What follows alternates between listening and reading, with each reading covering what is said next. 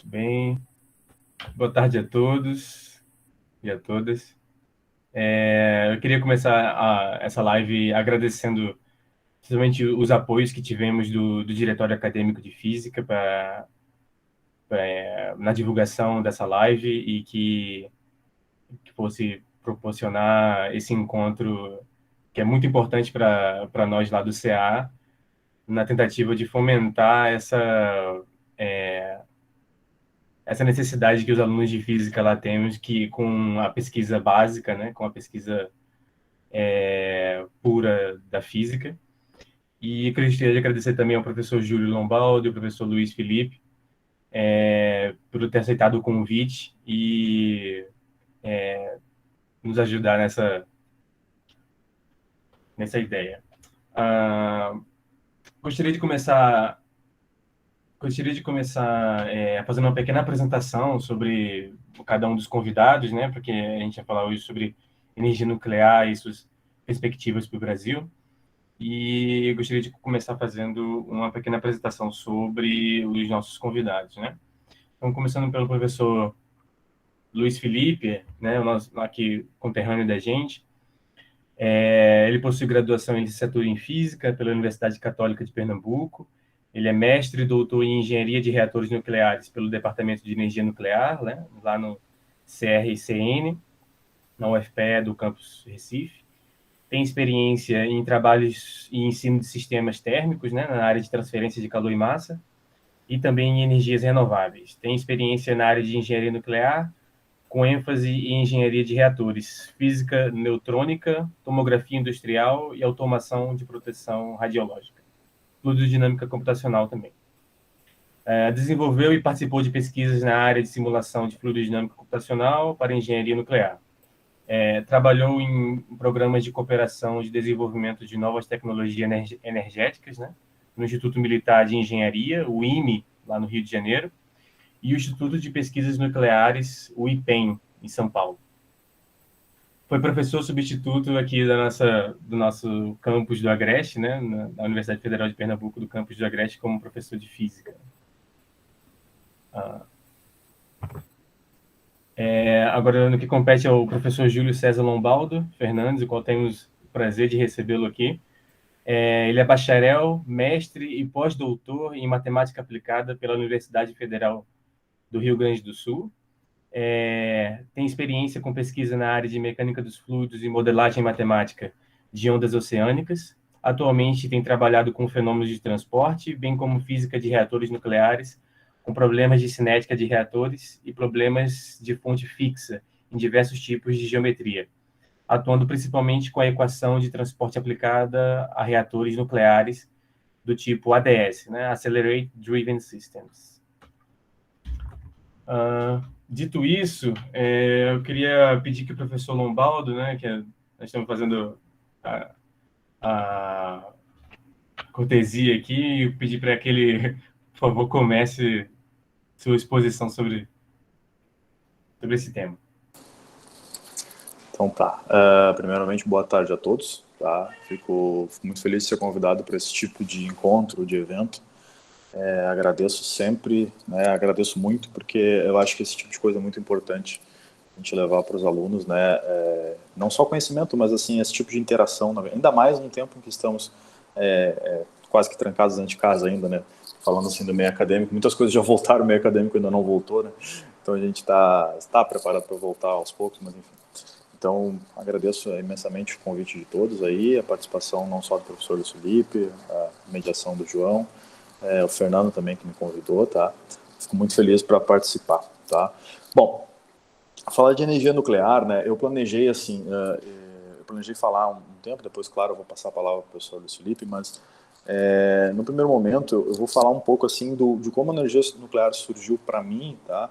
Alguns aspectos que eu vejo dela, tá? Positivos principalmente, e nos quais eu vou explanar aqui e depois tentar falar no final, assim, fazer um convite e dizer como, né, você que, por exemplo, é aluno de física, de matemática, de química ou até de computação pode entrar nessa área e trabalhar junto, porque, ao meu ver, é uma das áreas que tem um futuro enorme, tá? Bom, para início de conversa, eu comecei minha graduação em 2006, pessoal, e em 2006, eu tinha uma noção bem errada do que era matemática. Eu vou entrar na faculdade de matemática e vou aperfeiçoar o que eu já sei de matemática, e aí eu, como se diz aqui no Rio Grande do Sul, eu tomei uma rasteira, não vi nem de onde viu, né? E a gente entende que a matemática ela é muito mais do que a matemática que aparece para nós no ensino médio, por exemplo. E junto com isso veio várias surpresas boas, né? Eu comecei a entender o que era uma carreira de pesquisa, o que era ser um professor universitário, um pesquisador, e decidi muito fácil, muito rápido na época, que é o que eu queria ser, tá? E aí, junto com essa decisão, faltava, né, eu ter uma principal área, uma principal linha de pesquisa, né? E para isso servem as iniciações científicas, né? Como o João falou aí, eu trabalhei, a primeira iniciação científica foi com modelagem de ondas oceânicas, né? E durou assim uns 2 anos essa iniciação, foi muito legal. Acho que foi ali quando eu comecei a aprender o que é ser um pesquisador, né? E mais para o final da graduação, por uma questão até engraçada, uma perda de cota de bolsa de um professor, eu fiquei sem. Fui trabalhar com um outro professor, Marco Túlio Vilhena, que me apresentou, né, a matemática aplicada a reatores nucleares. Bom, daquele momento em diante eu não saí mais, né? Estou aí até hoje, né? E comecei a participar de congressos no mundo todo, desde a época de graduação e tal. Então comecei a me aperfeiçoar nessa área. E sou um dos entusiastas, né? Eu costumo dizer que, além de ser um técnico, a pessoa que estuda isso propriamente, sou um dos entusiastas da energia nuclear. Acho que ela tem muito para nos ajudar com a demanda de energia que a gente vai ter, ou já tem até, digamos assim, no futuro bem próximo. Tudo bem? Bom, então isso é uma breve colocação rápida, assim, do que, de fato, como eu comecei, né? E aí, claro, né, como matemático, tá, pessoal, eu acabei estudando bastante coisas. Aqui eu vou fazer, depois até se eu falar alguma bobagem, acho que não vai ser o caso, mas se eu falar uma bobagem, o professor Luiz me corrija, mas eu vou fazer aqui uma introdução bem rápida do que vem a ser energia nuclear, tá, para a gente poder entender. Eu sei que o professor Luiz tem até uma apresentação depois aqui, com os dados bem legais, eu sei porque eu fui privilegiado, consegui ver um pouquinho antes, mas vou deixar para ele falar depois.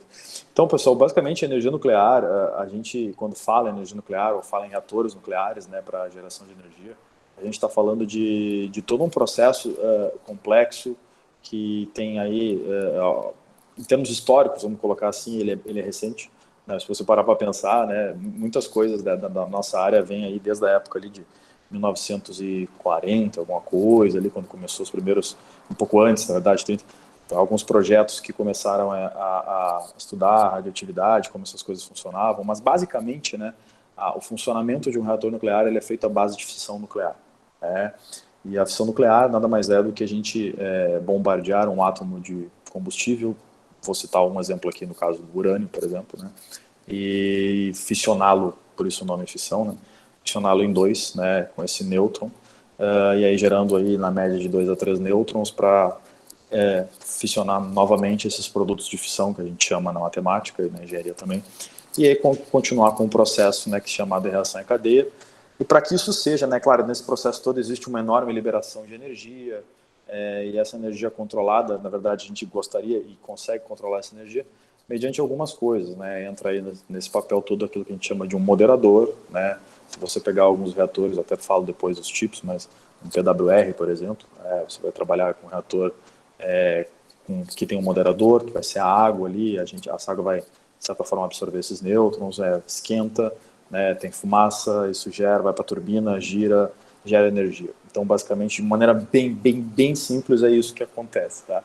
Na verdade, tem processos muito mais complicados envolvidos, mas, assim, a ideia de falar disso, a área, em geral, ela é muito bonita. Né? Claro que eu sou suspeito para falar, né? Mas, enfim. Então, nesse processo todo, quando eu entendi tudo isso, tá? Quando eu comecei a ser apresentado ao processo e comecei a compreender a matemática envolvida, né? Para mim foi, de certa forma, apaixonante e eu decidi seguir nessa área, né? E seguir como matemático aplicado, né? Bom, estudei bastante, estudei vários tipos de problemas, várias coisas, e uma das coisas mais marcantes que aconteceu na época, para mim, logo que eu estava, acho que no começo do mestrado, né, isso é um erro comum que acontece com os matemáticos, né, que é se apegar demais à teoria matemática do problema e às vezes esquecer, né, o processo físico ou alguma coisa envolvida. Eu presenciei uma banca de doutorado de um aluno que na época estava muito nervoso e tal, era dessa área, e ele estava tão apegado aos métodos matemáticos que ele esqueceu de mencionar ou citar, inclusive até de responder algumas coisas do processo físico envolvido.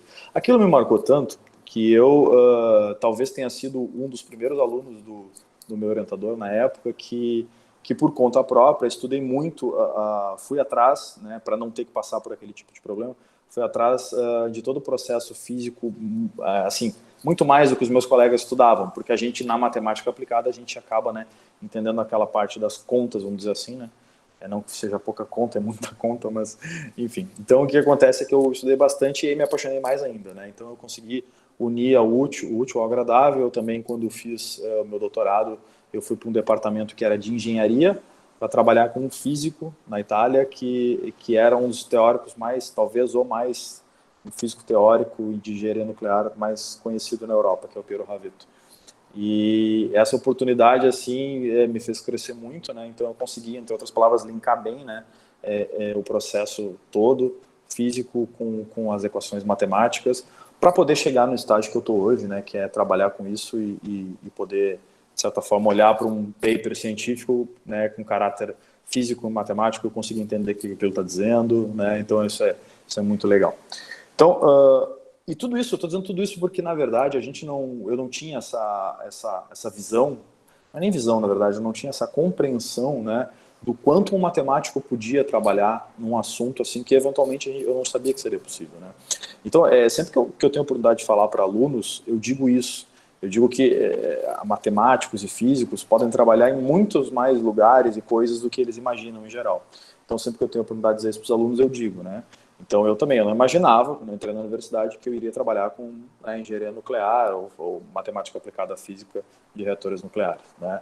Então, me encontrei dentro da minha profissão, né? Acho que já tinha me encontrado como matemático, mas me encontrei mais ainda por poder aplicar aquilo, o meu conhecimento matemático a uma coisa tão legal que são os reatores nucleares. Tudo bem? Bom, dentro da minha fala, eu queria dizer assim também, tá? Eu dei uma palestra alguns meses atrás, coloquei no meu canal no YouTube, depois eu posso deixar o link aqui enquanto o professor Luiz estiver falando, caso vocês tenham interesse, que basicamente o título da palestra era um panorama da energia nuclear no Brasil e no mundo. É uma palestra de 40 minutos, 50 minutos, não lembro agora. E é uma palestra menos técnica, mais geral, tá? E da qual eu falo assim a minha visão sobre energia nuclear dos tempos atuais e para onde eu acho que vai a coisa, né? Bom, para eu tentar deixar claro qual é a minha visão aqui, né? É mais ou menos assim, pessoal. A gente, como população mundial, né, a gente está crescendo muito. Você sabe que os modelos de crescimento da população mundial são na base de exponencial, né? Existem modelos, pessoas que estudaram isso, mas não é linear o crescimento de uma população. É preciso deixar claro isso. A gente tem planos aí de que daqui a alguns 20, 30 anos ter aí mais cerca de 1 ou 2 bilhões de pessoas, né? Isso ocorre, ou em decorrência disso, a gente vai ter que ter uma demanda de energia elétrica muito maior, né?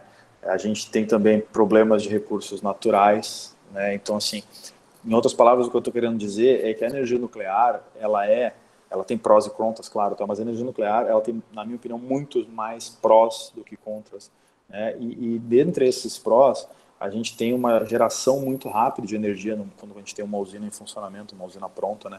Então, eu acho, tá? A minha opinião é que a energia nuclear é, sim, tá? Uma das bases energéticas do futuro, tá? Vou dar mais um spoiler, eu sei que também o professor Luiz Felipe tem na apresentação alguns números para falar disso, vou deixar ele falar depois, então eu vou falar de uma maneira um pouquinho mais geral, mas eu tenho para mim que a energia nuclear, sim, é uma das bases do futuro, eu acredito muito nisso. Tem vários tipos de reatores também, tá? Reatores, por exemplo, como o PWR, que eu falei, tem o BWR, tem o ADS, que eu, de certa forma, trabalhei. Então, assim, PWR, por exemplo, que é Pressurized Water Reactor, reator a água pressurizada, por exemplo, né? Então, é um processo similar àquele que eu falei. Tem BWR, que, se não me engano, até a Argentina tem reatores BWR, que é o Boiling Water Reactor, né? Que é reator a água fervente. Enfim, tem muitas coisas, né, que são possíveis, né, de estudar. Estou falando isso para salientar que tem muito espaço para todos os tipos de profissionais de exatas estudarem essas áreas, né? E aí eu estou colocando engenheiros, matemáticos, físicos, químicos, até ultimamente eu me surpreendi o quanto também o pessoal da computação tem espaço nessa área, muito, eu não imaginava, no começo da minha, vamos dizer assim, da minha trajetória na energia nuclear, tá? Então, eu acho isso, eu preciso deixar isso muito claro. Parece que a gente está aqui suplicando, venham trabalhar com a gente. Mas, claro, a gente é sempre suspeito para falar porque a gente gosta do assunto, mas o que a gente está querendo dizer em outras palavras é que a matemática, a física, enfim, não estão sozinhas, vamos dizer assim, nesse processo todo, né? Eu também me considero um pouco físico, isso é engraçado dizer, eu não tenho formação nenhuma em física, mas por trabalhar nisso, eu já aprendi muito mais física do que eu imaginava na minha vida, né, desse processo. Muito provavelmente, óbvio, que, por exemplo, o professor Luiz Felipe, físico, sabe mais do que eu, mas o que eu quero dizer é que nessas andanças, né, eu aprendi muito mais do que eu imaginava, que eu iria um dia sequer aprender de física, né? E aí mora também uma das belezas, né, das interdisciplinaridades, tá? É uma coisa que eu também sempre falo ser importante. Então, eu sou aquele que acha, tá? Voltando um pouquinho, que a energia nuclear, num território assim, vamos dizer assim, num panorama mais mundial mesmo, ela cresce muito, está crescendo muito, tá?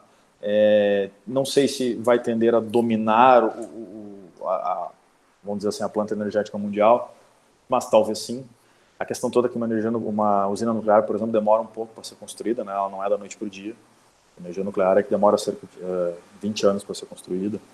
Então, assim, tudo isso né, tem que ser muito bem planejado. Acho que é mais ou menos essa palavra, né? E para a gente planejar tudo isso, a gente precisa de mão de obra intelectual, né? De pessoas que queiram e que gostem do assunto. Então, assim, sempre que me perguntarem, eu vou dizer, venham para a energia nuclear, porque realmente é muito interessante, né?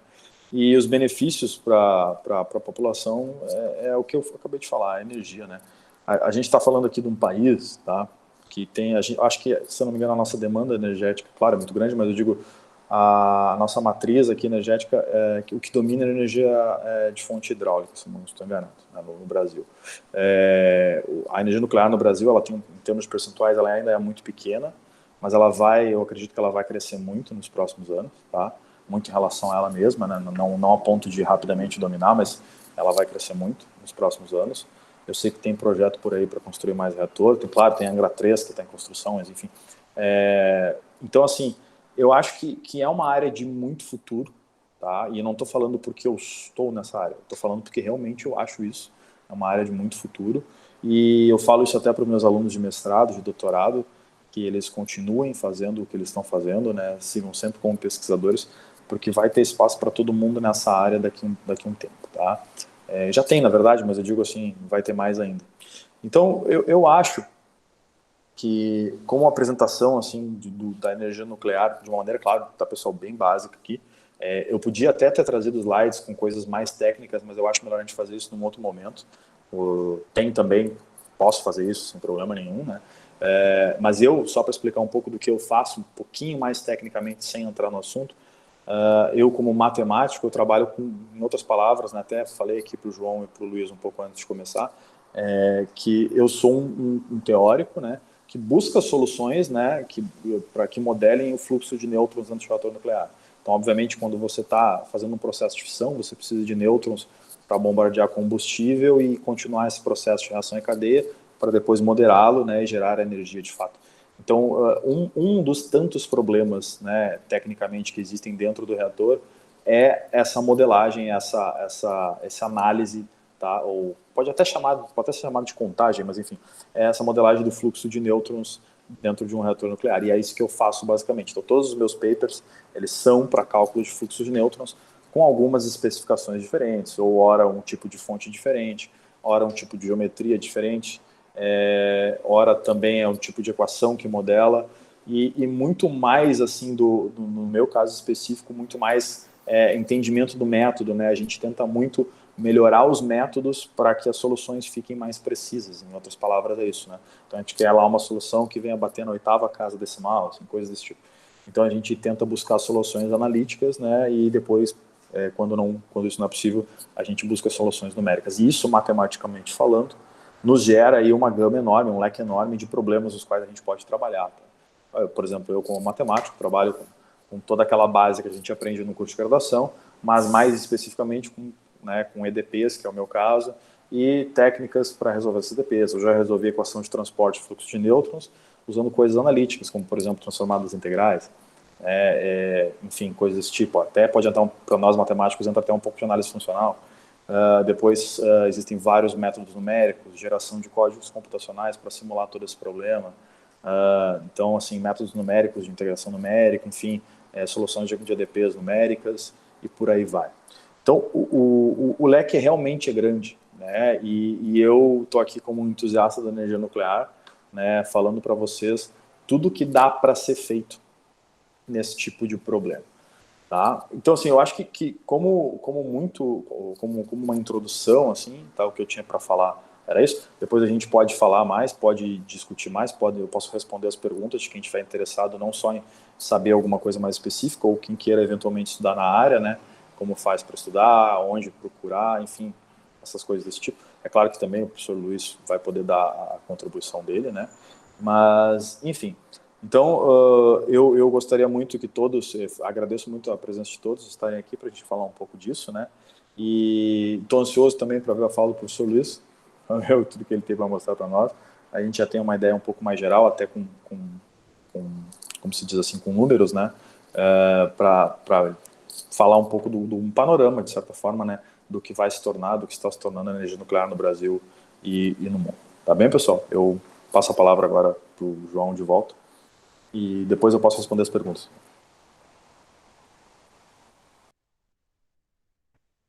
Antes de passar a fala para o professor Luiz, eu gostaria de falar um pouco da dinâmica até da live, né? Que, tipo, no final das falas do professor Luiz Felipe, a gente vai poder abrir o espaço para perguntas, mas as perguntas já podem ser feitas no chat, tá bom?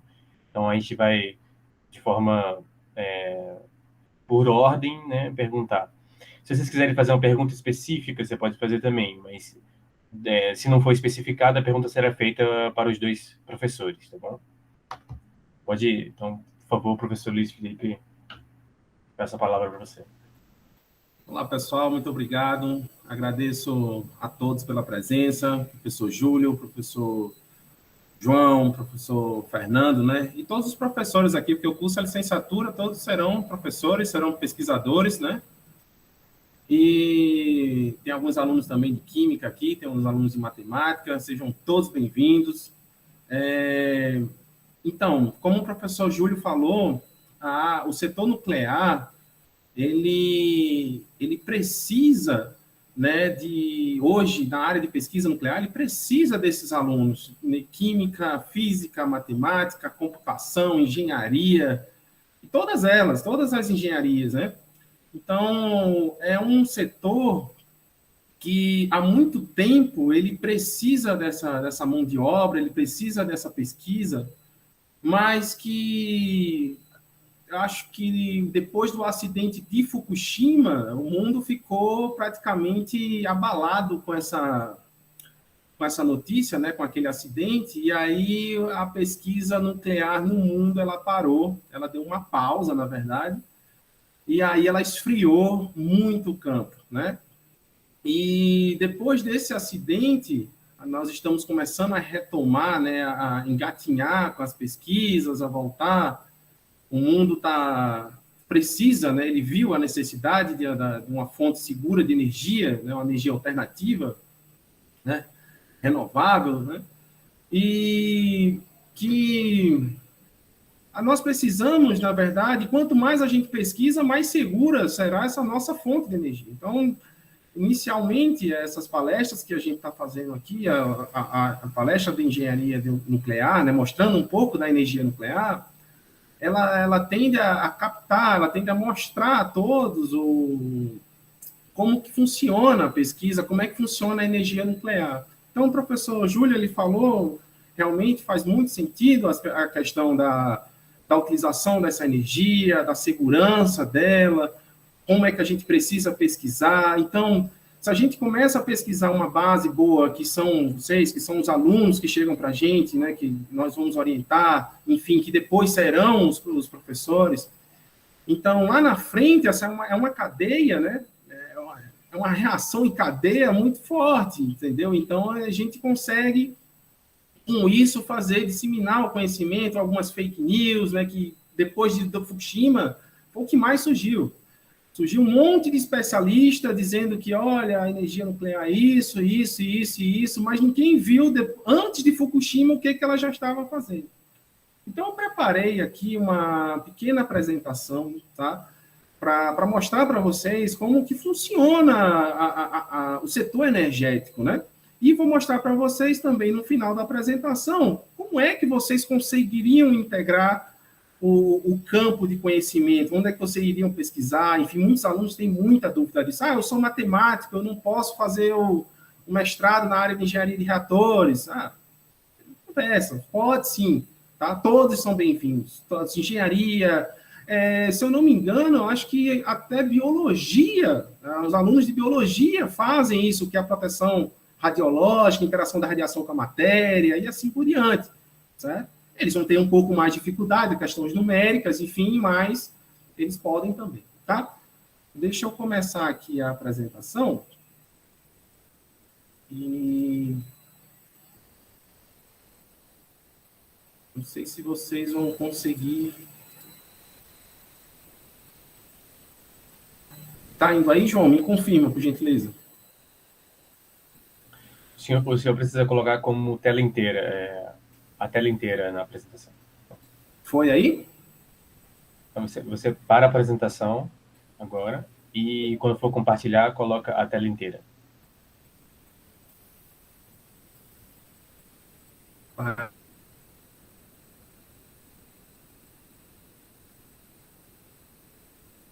a apresentação.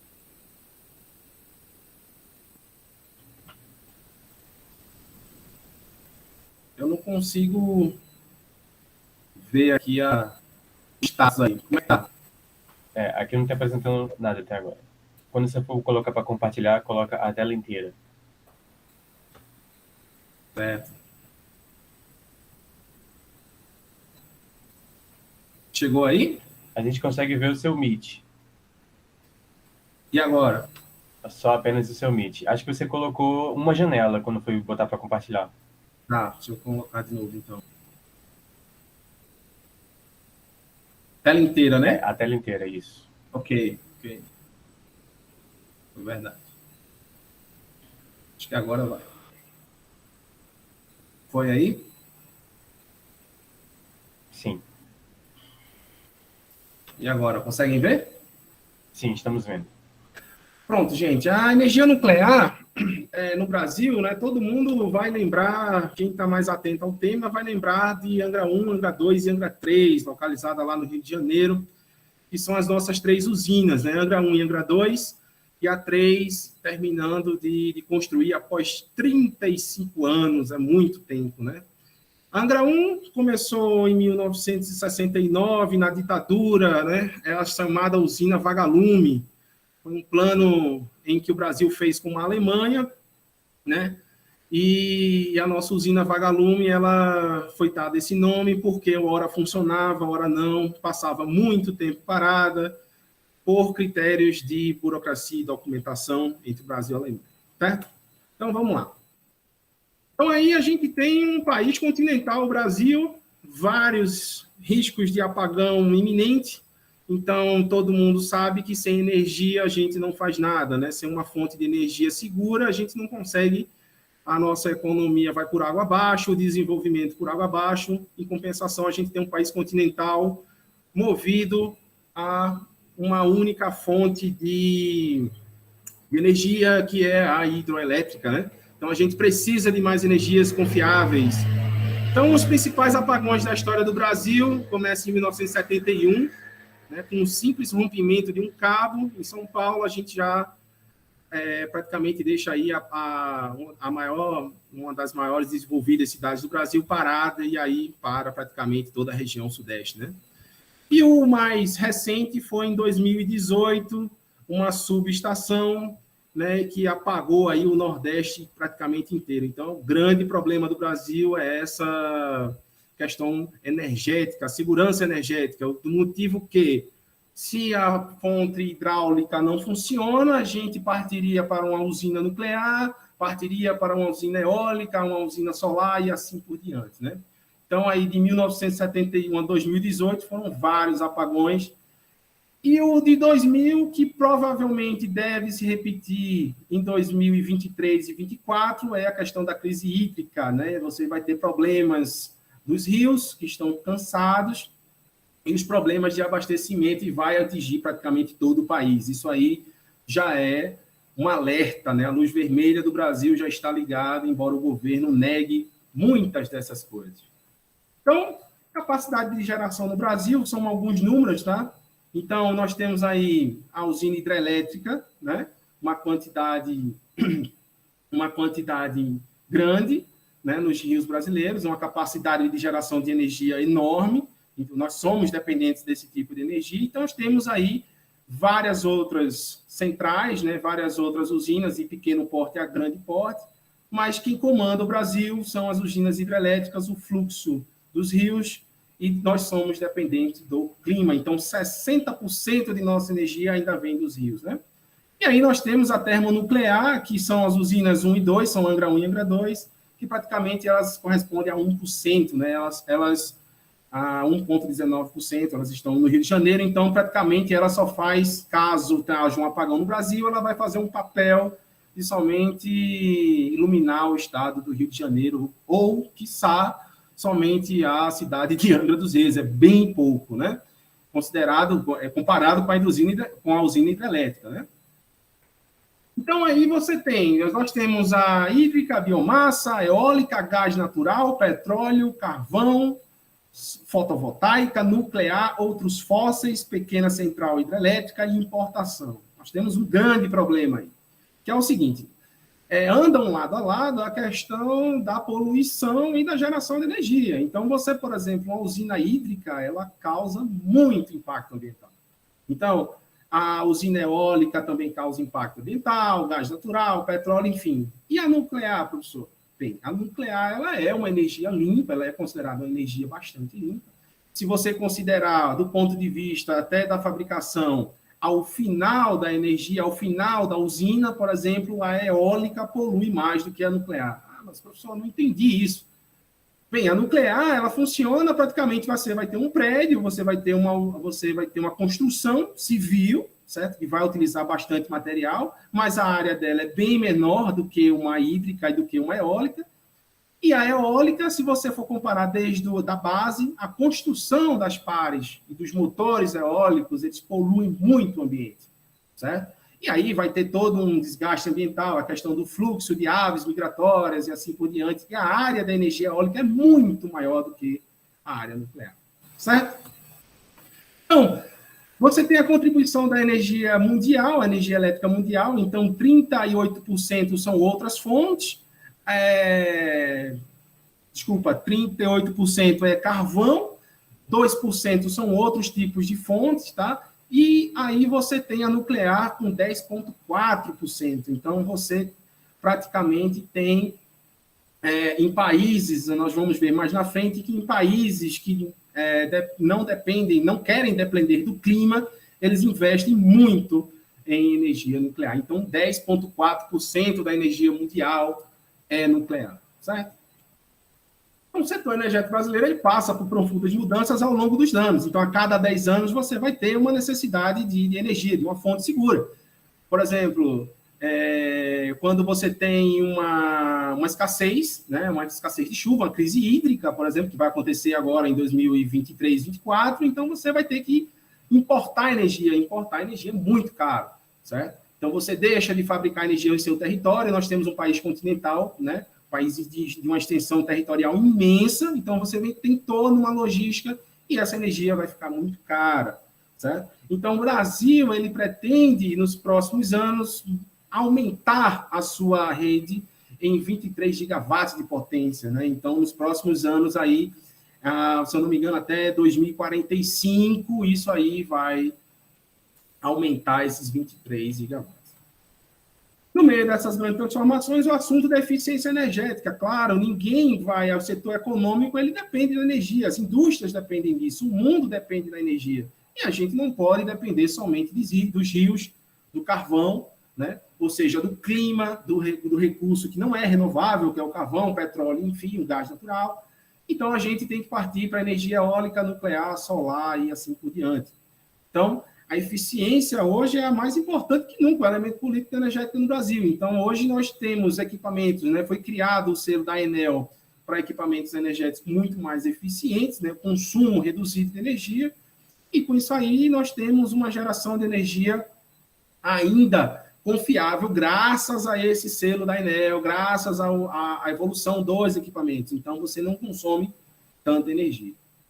Então, a eficiência energética é praticamente isso, é você ter um equipamento em casa em que você vai tirar praticamente perto ali dos 90% a 100% a energia dele, ele vai ser bastante econômico, certo? Essa energia, você vai ter o setor primário, secundário e terciário, que é o quê? É você ter o equipamento ligado, o equipamento em stand-by, ou seja, aquela luzinha, né, o popular vermelho, aquela luzinha vermelha, e aí depois você vai ter o equipamento ligado. Então, os equipamentos hoje, eles vêm com selo A, B, C, D e E, se eu não me engano, para essa função da eficiência energética.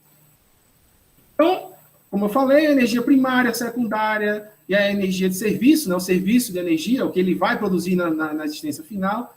E aí você pode estar perguntando, bem, mas o que tem a ver isso com a energia nuclear? Olha, se você pegar uma fonte de energia segura, você não depender mais do clima disso, então você, consequentemente, você poderia reduzir o consumo de energia e, entre aspas, fazer com que a minha usina hidrelétrica trabalhasse menos, ou seja, os fluxos do rio iriam ser menos afetados e assim por diante.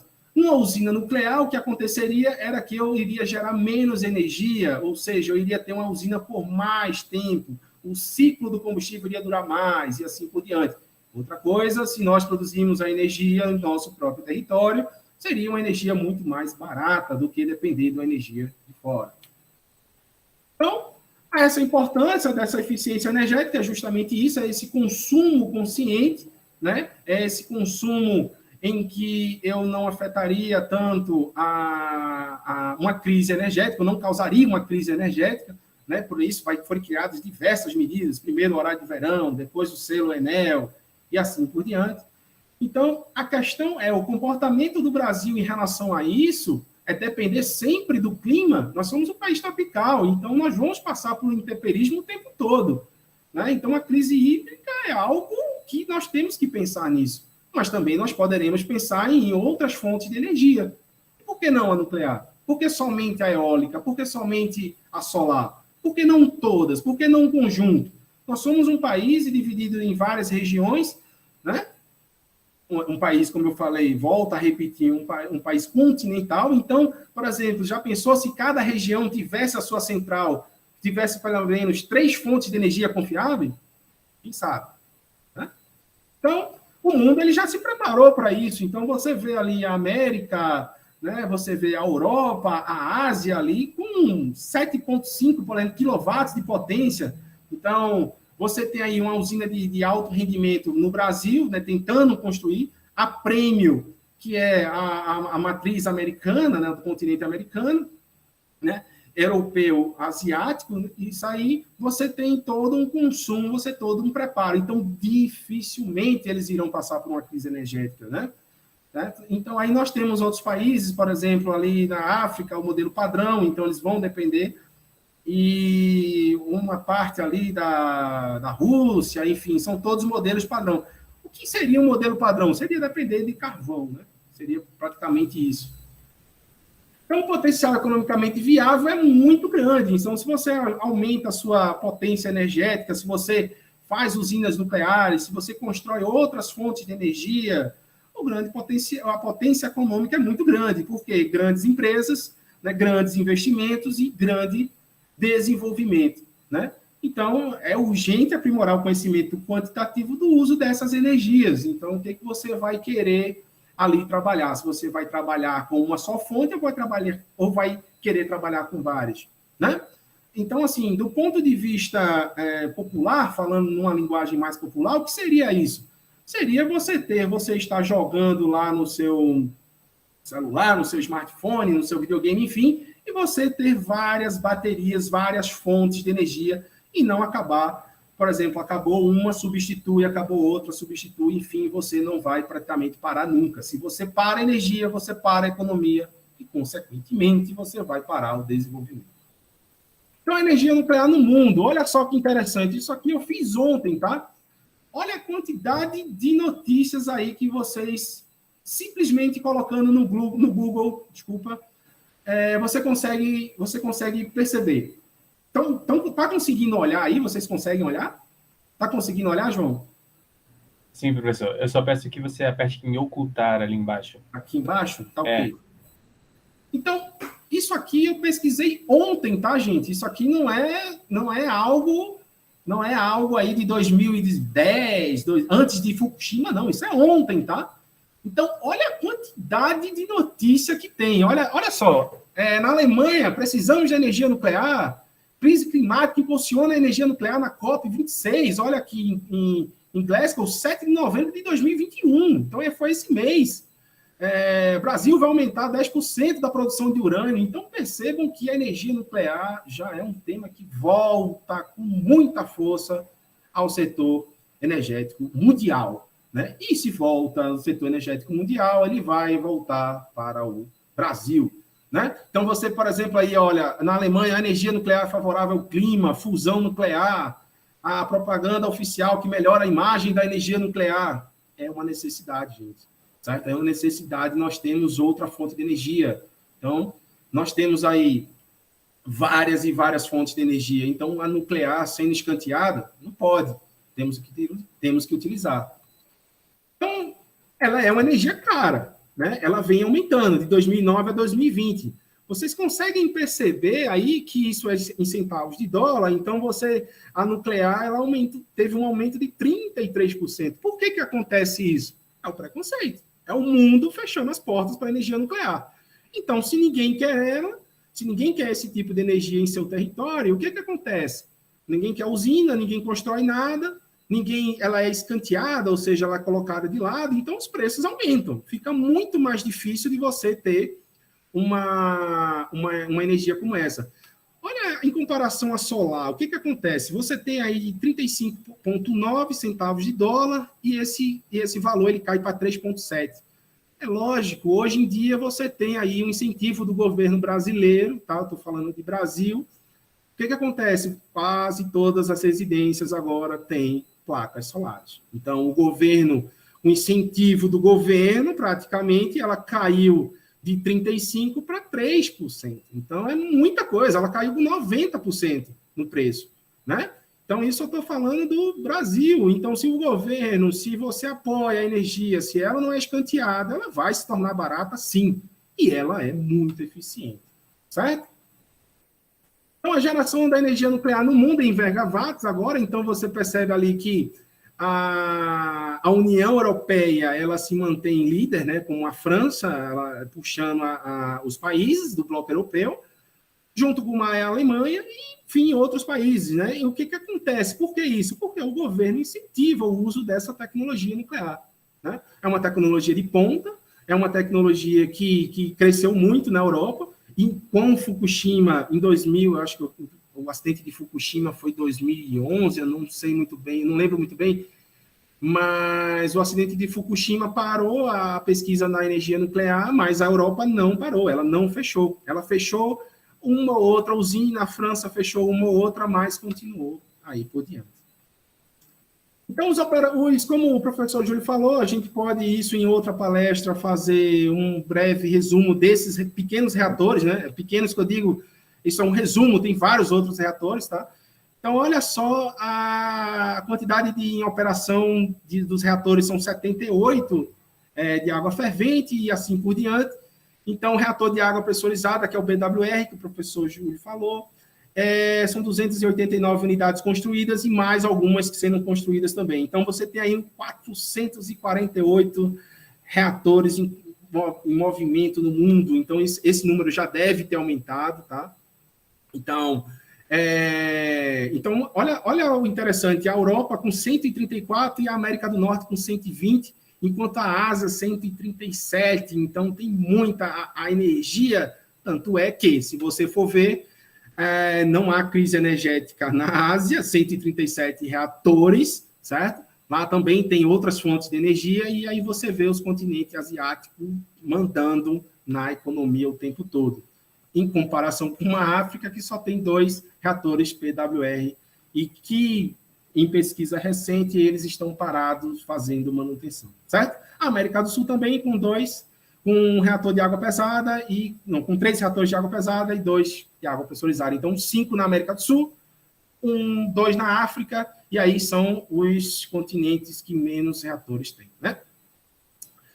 Qual a perspectiva? Então, a gente fala de energia, a gente fala de economia, a gente fala de desenvolvimento, então, por que não falar sobre a energia nuclear? Então, a gente tem aí a Angra 1, Angra 2, Angra 3 sendo finalizada, né? A primeira usina, né, como eu falei, em 1969, e demorou, Angra 3, foram 35 anos até para estar no estado de hoje, né? E Angra 1, se eu não me engano, foram 15 anos, e Angra 2, alguns anos mais também. Foi muita, uma década, né?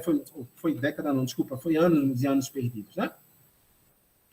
E agora vamos às boas notícias do Brasil, porque a energia nuclear, ela no Brasil, ela começa, como eu falei para vocês, a energia nuclear no mundo começa a ser notícia, então, se ela é uma boa notícia no mundo, começa a vir uma boa notícia no Brasil.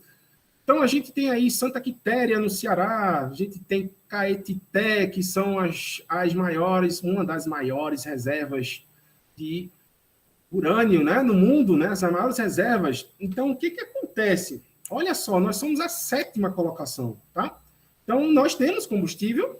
Então, percebam, temos área territorial, temos tecnologia, temos mão de obra, temos o combustível. Ué, por que não pesquisar? Por que não incentivar a energia nuclear no Brasil, né? Então, o Brasil ele vai aumentar em 10% a produção de urânio, né? E aí, até 2033, então a gente está aí com 10 anos, né, dessa produção. Essa produção ela vai aumentar. Hoje a gente exporta muito. E outra parte, gente, é o seguinte: quando a gente fala de energia nuclear, a gente não está falando só da usina nuclear, né? A gente está falando também de outros produtos que saem dessa usina, como medicamentos, como outras substâncias, e assim por diante, que auxiliam no tratamento de câncer, na radioterapia, entre outros, certo? Então, a gente tem aí que pensar que a usina nuclear é só risco, é só perigo, é só energia. Não, tem muita coisa que sai da usina nuclear, certo? Então, cuidado, não é só acidente, não é só Chernobyl, não é só Fukushima, não é só Three Mile Island, que é aquele acidente nos Estados Unidos, que também ninguém fala, mas foi temeroso também.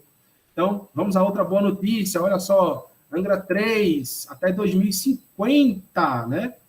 Então, por exemplo, nós estamos em 2021, aí chegando em 22, então até 2050, gente, isso é muito tempo. Mas é uma boa notícia, não deixa de ser.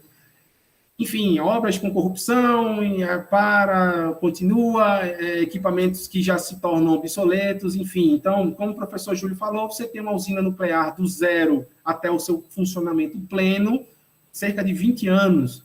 Mas eu posso dizer, por exemplo, com certeza, em conversa com a Westinghouse uma vez em um congresso, um reator AP1000, ele é todo modular, ou seja, você começa a produzir a usina através de módulo.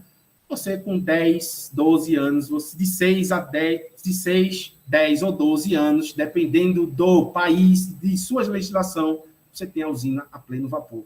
Então, você tem a Angra 3 aí, que demorou 35 anos para estar no estado de hoje, e aí ela vai demorar até 2050. É muito tempo. Mas é uma boa notícia. E aí, uma boa notícia para a gente do setor Nordeste, né, para a região Nordeste. Olha que interessante, a nossa usina de... Quem conhece essa usina aí? É do interior de Pernambuco. Alguém conhece? E aí, pessoal? E aí, João, conhece essa usina? Já ouviu falar? Não, dessa aí não, professor. Não? Essa usina é a usina de Itacuruba, no interior de Pernambuco, né? São Francisco, olha o Rio São Francisco ali.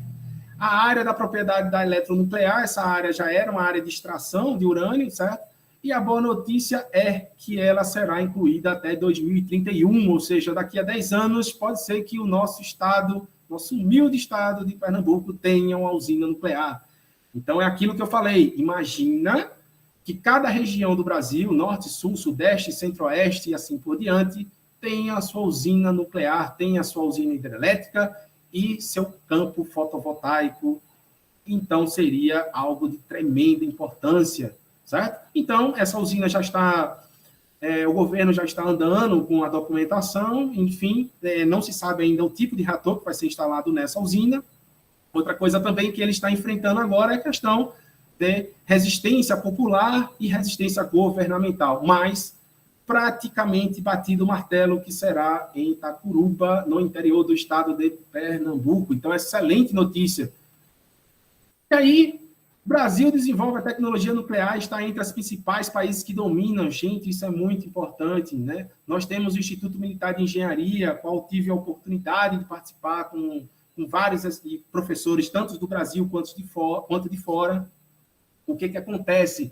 Nós temos as melhores centrífugas para o combustível nuclear. Isso é brasileiro, isso ninguém fala, mas é brasileiro, uma tecnologia nossa, certo? Saiu da Praia Vermelha, do IME, Instituto Militar de Engenharia, do Exército.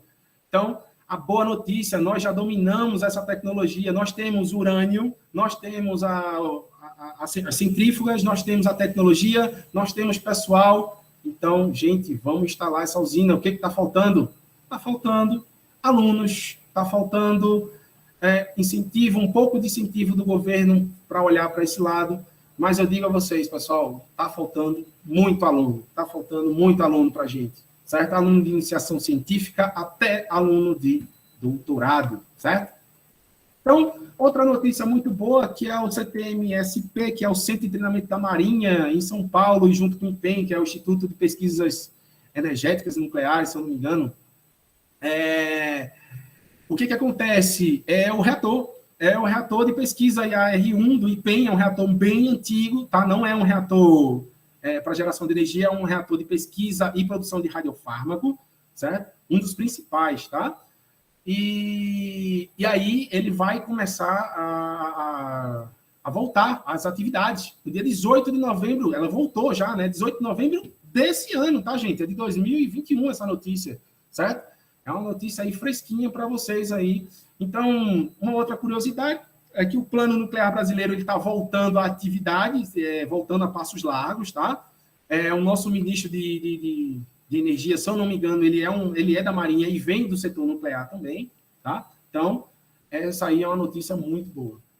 Então, as pesquisas em tecnologia nuclear, como sempre, todos os alunos me perguntam, professor, o senhor veio do setor nuclear, tal, o que acontece?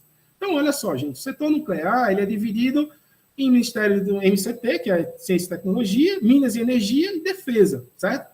Então, o aluno, por exemplo, que vai fazer um mestrado e doutorado, ele pode ingressar nessas três áreas.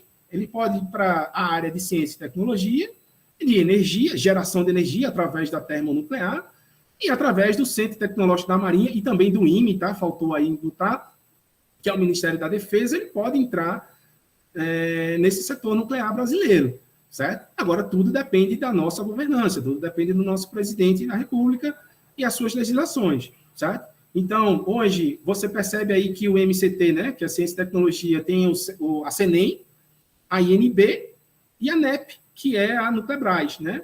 E aí, logicamente, esses três itens, né, do primeiro aí do Ministério, ele vai ser subdividido nos centros regionais, assim por diante, certo? Então, gente, quem quiser tirar dúvida mais na frente, enfim, sobre como ingressar nessa carreira, né, como a energia nuclear é importante, eu recomendo que vocês visitem, né, os sites dessas instituições. Em especial do IEM e do CDTN. O CDTN e o IEM, eles possuem muito material grátis, né? Isso é muito importante, né? Em PDF, que é o Centro de Desenvolvimento de Tecnologia Nuclear, eu acho que fica em Minas, e o Instituto de Engenharia Nuclear, né, que fica, acho que no Rio de Janeiro. Então, esses dois aí, eles fazem muitas palestras no Instagram, Facebook, enfim, e que vale a pena, pessoal, para vocês terem uma noção. Né? Como o professor Júlio falou, a nossa área de energia, a nossa área de engenharia nuclear, desenvolvimento, ele precisa da mão de obra de todos os setores, certo? Desde desde do geógrafo, passando por biólogo, e, enfim, indo até o físico teórico, né? Que é o mais pesado, enfim. Então, você tem aí, esses são pequenas dicas que eu dou para vocês, para entrarem nesses institutos.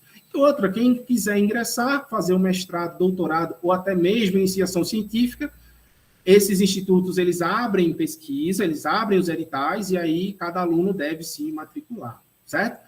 Para você que é de Recife, para você que é de Caruaru, o Departamento de Energia Nuclear tem muita coisa a ser trabalhada, tem vários ramos de pesquisa na área de energia nuclear. Eu vim de lá, então eu posso dizer, desde 2007 que eu estou lá, né? Eu entrei com iniciação científica e estou até hoje, um pouco mais afastado, porque eu fui para o CRCN, mas que faz parte do departamento.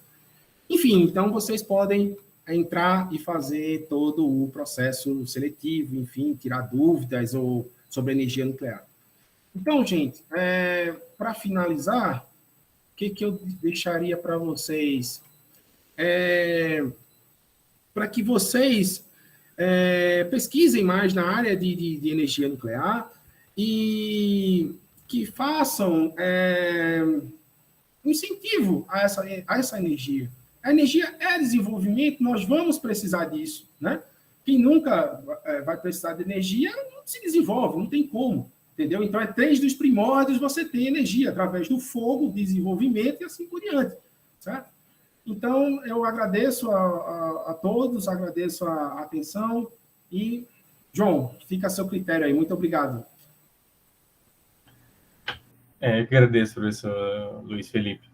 Professor Júlio, queria fazer algum comentário sobre a apresentação?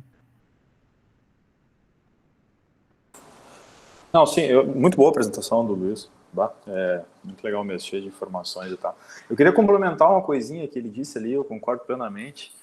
Quando ele fala no começo lá que depois do acidente de Fukushima, né, as pesquisas deram uma parada, isso é uma verdade, mas como pesquisador isso dói um pouco, porque na verdade é nesses momentos que a pesquisa deve aumentar.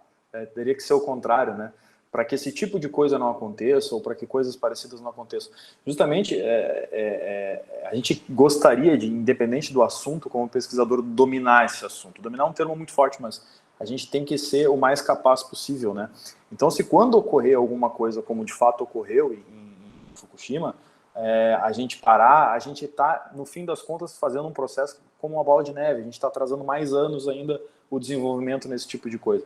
Então, eu me lembro da época do acidente, eu estava pesquisando já na área há uns 3, 4 anos, né?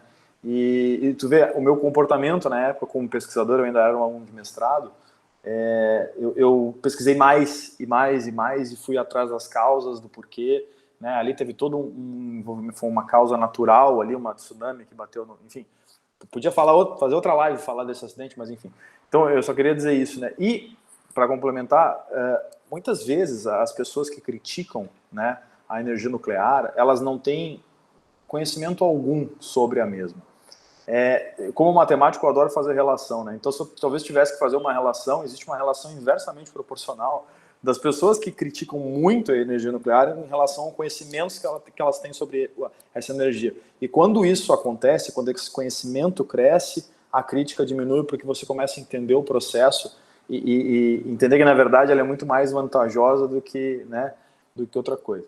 Me lembrei também, né, como eu tinha dito lá no começo da minha fala, que eu fiz um ano de doutorado sanduíche na Itália, né? Pesquisei com um físico teórico. E ele me contou algumas coisas na época, isso foi em 2013 e 2014. Né?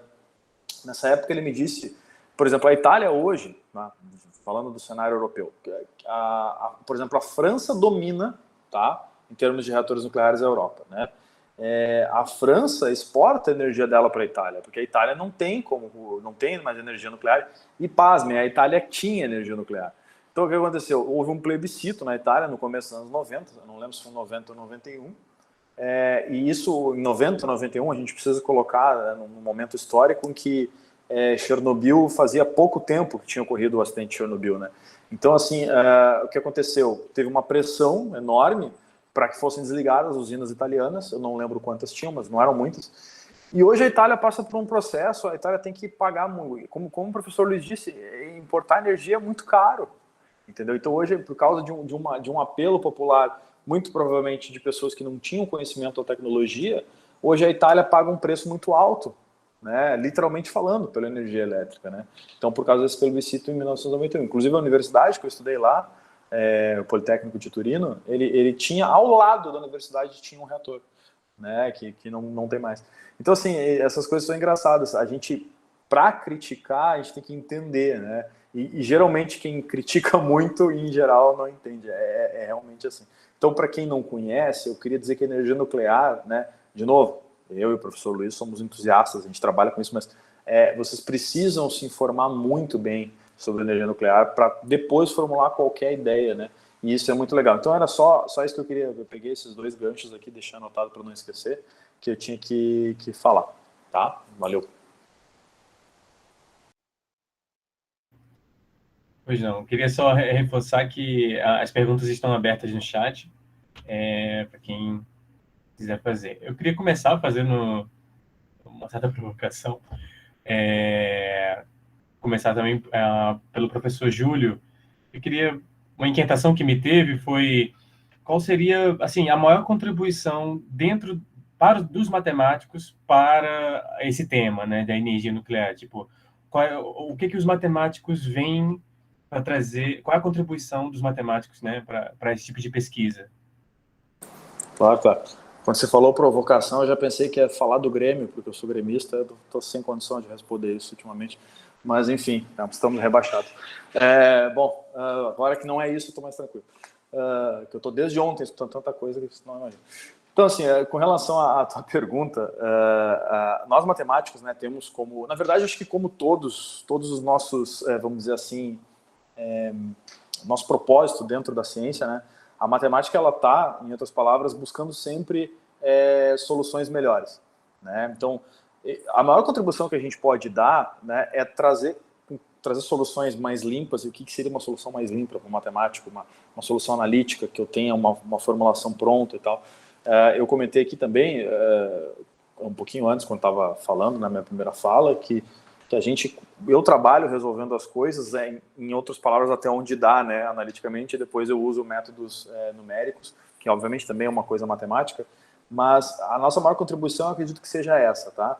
A gente aprende muito a física do problema, entende o que dá, possivelmente, porque obviamente os físicos sabem mais do que nós, mas a gente tenta, né, matematicamente, usar todas as ferramentas que a matemática tem, para poder melhorar esse tipo de solução, tá? Porque parece bobagem, mas numa simulação, se você tem uma solução que te consegue mais uma casa decimal de precisão, isso é muito melhor, né? Então a gente trabalha para que esse tipo de coisa aconteça, para que as soluções sejam mais exatas possíveis, né? Então acho que essa é a maior contribuição, além claro, das contribuições de ideias novas, enfim, mas é tudo envolvendo basicamente as metodologias, né? Ou usar metodologias diferentes para resolver um mesmo problema e melhorar a qualidade daquela solução.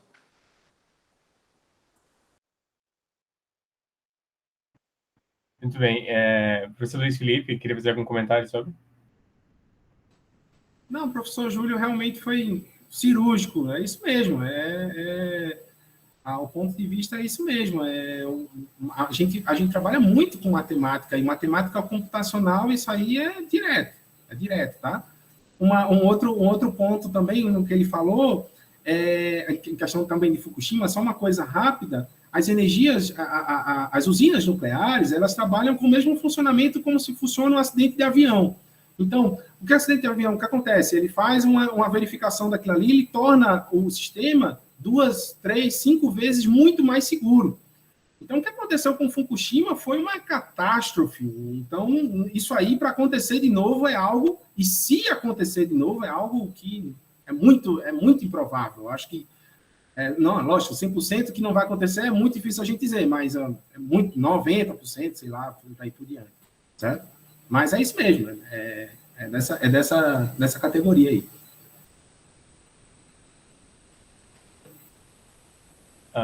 Uma pergunta agora para você, professor Luiz. Queria saber assim, se as aplicações da geração de potência, de energia, portanto, a partir da energia nuclear, ela se resume apenas a uma geração de energia centralizada, assim, se ela pode ser aplicada também em produções mais pontuais, digamos, para atender demandas de um setor terciário ou simplesmente tem que atender de uma demanda de um estado ou de uma certa fração do... Olha, João, em 2016, no congresso do INAC, que é o International Nuclear Atlantic Conference, tinha um professor do ITA que ele já estava planejando um pequeno reator nuclear para módulos lunares, certo? Por exemplo, o que acontece? Na estação espacial, a estação ela tem várias baterias que são recarregáveis, né, através do Sol. Esse professor, eu não sei o nome dele, eu esqueci agora, mas em 2016 ele já estava com um reator modular de pequeno porte, certo? Era um reator muito pequeno, era menor do que um reator do submarino, né? Que ele poderia alimentar estados ou até mesmo bairros. Então, você já imaginou o seu bairro ser alimentado por um pequeno reator nuclear seguro, certo? Bastante seguro, com os mesmos funcionamentos de uma usina, ou seja, logicamente, as mesmas exigências de segurança das usinas e pequenos reatores. Então, imagina que teu bairro, ele praticamente, se você acabar a energia do teu estado, do teu país, o teu bairro, ele vai ter ali um pequeno gerador, um pequeno reator nuclear. Então, isso já é uma realidade em algumas cidades da Alemanha, tá? O governo alemão ele vem incentivando esse pequeno uso dessas usinas, certo? Assim como as usinas também, pequenas usinas de solar. Algumas empresas já começam a vender a sua capacidade de energia solar, né? Então é isso. Existe a possibilidade de esse é um termo um pouco da engenharia, mas de aplicação de cogeração em unidades de usina de energia nuclear, de aproveitamento de calor residual. Sim, claro, existe sim. A água que entra no reator, ele tem que estar, por exemplo, ela é a mesma que sai, tá? Isso é exigente, uma característica das usinas, tá? Então, por exemplo, eu capto a água para fazer o meu vapor para as turbinas e eu devolvo ela com as mesmas características da natureza. Então, se ela entra ali com, sei lá, de 25 a 30 graus de temperatura, com as características de pH e assim por diante, ela passa no meu núcleo do reator, aquece bastante, e depois, quando ela passa nas turbinas, a geração de vapor consequentemente, volta para o rio, né, volta para aquele estado, ela volta com as mesmas características. Então, essa cogeração de energia que você fala, existe sim, tá? Existem usinas hoje modulares, que elas são acopladas, certo? A outros tipos de usinas, a outros tipos de mecanismos que vai gerar outro tipo de energia, exatamente. É como se fosse, é só você pensar um pouco na máquina a vapor. Então, você tira do vapor ali da locomotiva o tempo todo, uma engrenagem que vai gerar o movimento da locomotiva, mas ela está gerando ali energia, está gerando água quente, está gerando vapor e assim por diante. Então, você tira ali do coração da usina, você vai tirar muita coisa, certo? Até os produtos de radionuclídeos que fazem tratamento de câncer, né? Isso acaba aumentando a eficiência energética, né? Porque a gente não deixa de se dissipar para o meio a energia que poderia ser aproveitada. Isso, exatamente. Muito bem, então deixa eu começar aqui as perguntas. Vamos lá. Há muito preconceito. A pergunta do Fernando, né? Que ajudou a gente aqui. Queria até agradecer aqui de antemão a Fernando por essa oportunidade. A pergunta dele, ele diz o seguinte: há muito preconceito com relação ao lixo nuclear proveniente das usinas, né? Qual é a melhor forma de descarte desse lixo?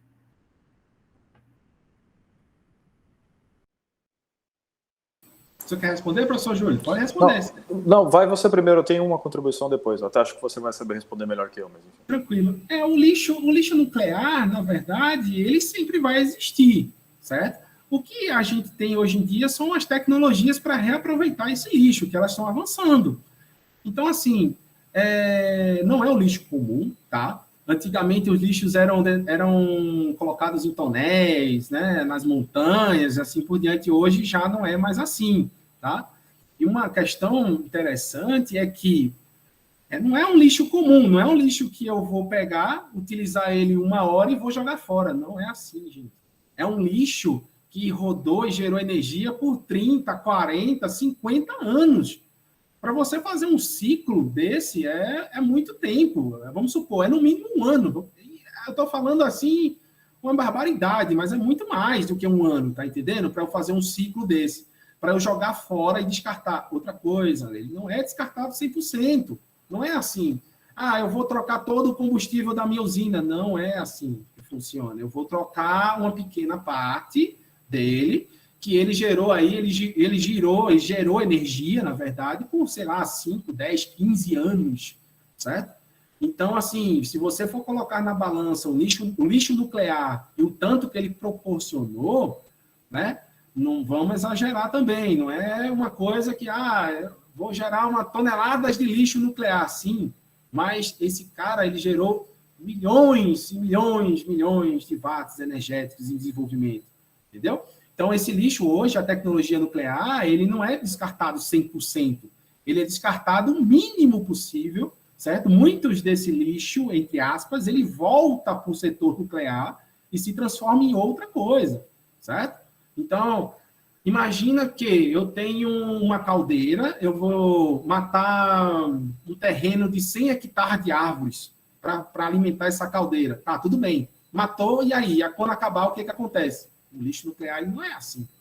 Ele faz uma coisa, ele faz uma contribuição de que eu vou pegar uma pequena parte, ele vai gerar energia, aí eu vou descartar uma pequena parte de novo, certo? E aí eu vou pegando aos poucos, então é muito complicado. Então, por exemplo, eu tenho um terreno de 100 hectares, é como se fosse um terreno de 100 hectares e eu pegasse um galho de árvore por vez.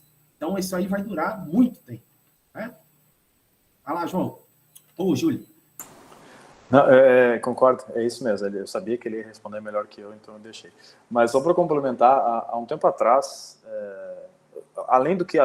complementando o que ele falou, né, que eu concordo com tudo, isso tem sido feito de maneira cada vez mais segura também, tá? Então não é uma preocupação, não é uma coisa que deve ser tão preocupante.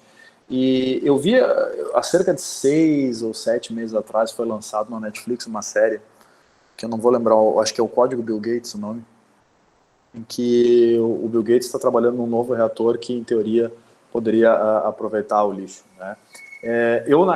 A série ela é um pouco superficial, no sentido assim, ela não avança tecnicamente na coisa, então, de certa forma, eles não respondem em detalhes, tá? Como ele faria isso, mas é um tipo de tecnologia nova que está tentando ser utilizada, até onde eu sei, não é utilizada ainda, né? Não é uma coisa que esteja para fins comerciais, mas você imagina que o lixo que uma própria usina geraria pudesse ser reutilizado na própria usina, seria, eu acho que talvez a solução mais perfeita possível, né? Então é uma coisa que eu sei que pode levar 30 ou 50 anos, não sei, mas é uma coisa que está sendo pensada e talvez, eu tenho esperança de que talvez a gente consiga mais um bom destino ainda para esse tipo de lixo. Então, assim, só para terminar, eu acho que não é uma coisa não é uma coisa preocupante, em outras palavras. Muito bem. Próxima pergunta. Eu imagino que essa pergunta aqui é direcionada para o físico e para o matemático. É uma pergunta do Eric Lucas Correia, a qual ele pergunta quais as principais dicas que os senhores dão, né, para quem almeja uma formação de pesquisador em física e em matemática. Então, eu acredito que o Luiz Felipe fala a parte da física e o professor Júlio fala para quem é matemática. Professor Júlio, por favor. Tá, bom, vamos lá. Primeiro, eu entendi a pergunta como de uma maneira geral, né, assim, o físico e matemático, não o matemático aplicado a reatores nucleares, que é o meu caso. Bom, pessoal, você é um pesquisador hoje em dia, tá? Primeiro você tem que, eu vou dizer uma coisa que parece clichê aqui, mas é verdade. Você tem que estudar muito, né? Você tem que ter um gosto absurdo assim pelos estudos, né? Você tem que realmente se dedicar. É uma coisa realmente. Eu estou falando aqui porque, tá bom, eu sou um pesquisador da área e tal, mas eu também estudei muito para chegar, né, nesse lugar, vamos dizer assim, né? Então existe uma dedicação enorme, tá? Essa dedicação, ela vem também com um certo, e também pode parecer até uma visão meio romântica da coisa, mas ela vem com um amor por aquilo que você faz, né? É muito difícil você dizer assim, eu vou ser um pesquisador, eu vou me dedicar a estudar, sei lá, 10 horas por dia, assim, aí, independente de onde você esteja, graduação, mestrado, doutorado, enfim, e eu não gosto daquilo que eu estou fazendo. Isso é muito difícil de imaginar, tá? Mas então precisa a pessoa que quer esse tipo de coisa, ela tem que ter claro na cabeça dela que ela realmente está fazendo algo que ela goste, tá? Depois, eu acho assim que as questões assim de dicas, né? Dica é uma coisa. Eu agora, depois da pandemia, né? Para quem não me conhece, eu nem tinha rede social antes da pandemia, né? Aí depois da pandemia eu abri o Instagram, comecei a falar mais com os alunos, abri canal no YouTube, essas coisas assim, e comecei a trocar ideias, né? E eu vejo de uma maneira assim um pouco maior do que eu via presencialmente na sala de aula, tá? Que na verdade é a mesma coisa que eu via, só que, como eu disse, numa numeração maior, que as pessoas são diferentes e cada uma delas tem as suas maneiras, sejam elas de estudar, sejam elas de encarar como vai ser. O que eu vou fazer? Eu quero ser um pesquisador, eu vou encarar dessa forma então. Então, assim, tudo isso muda de pessoa para pessoa, tá? Mas o que eu poderia dizer de uma maneira geral, tá? É que primeiro tem que ter uma dedicação enorme mesmo, tá? Independente da maneira com que você estuda, você tem que gostar muito daquilo que você faz. Você tem que aproveitar muito a universidade, né? Eu estou falando aqui, eu sou do meio acadêmico, né? Uma vez numa aula, um aluno levantou a mão e perguntou por que ele estava estudando limite. Ele estava bem bravo, porque ele não estava entendendo. Então eu disse para ele assim, olha, a gente tem que entender a universidade como um centro, né, um meio, um centro de pesquisa de pensadores intelectuais que estão ali para contribuir com todos, né? Então é uma troca, né? A universidade é feita de pessoas e até por isso que eu comentei com vocês antes da gente começar aqui a gravação que de fato eu sinto muita saudade da interação, né? A professor-aluno, e o aluno deve sentir essa saudade e deve sentir mais falta ainda do que eu. Porque, por exemplo, eu quando vou para uma universidade ensinar cálculo 1, álgebra linear, equações diferenciais, né, e eu me tranco numa sala com 50 pessoas para ensinar isso, a pergunta que o aluno pode ter na cabeça é por que eu estou vendo isso se tudo isso tem na internet? Né? Então, a questão toda é, nós estamos aqui não é só por esse propósito, nós estamos aqui porque somos um centro de excelência com vários pesquisadores e o aluno tem que sugar o professor. Então, ele tem que conversar com o professor, ele tem que entender a trajetória do professor, como o professor começou na pesquisa. Essa interação é extremamente importante, eu diria que é a principal, uma das principais razões da universidade existir, né? Então, eu digo sempre para os meus alunos assim, se interem mais, sejam curiosos, extremamente curiosos, né? Você não, pesquisador, já está dizendo no nome, né? Você não pode ser um pesquisador se você não for curioso, se você não perguntar os porquês das coisas, né, acontecer. Então, eu acho que é mais ou menos por aí que eu podia, de uma maneira bem geral, dizer, né? Acabei respondendo não especificamente para matemática, né? Até porque eu acredito que para física seja uma coisa similar, parecida. Na verdade, é mais de uma maneira geral mesmo que a resposta que eu tinha para dar é essa.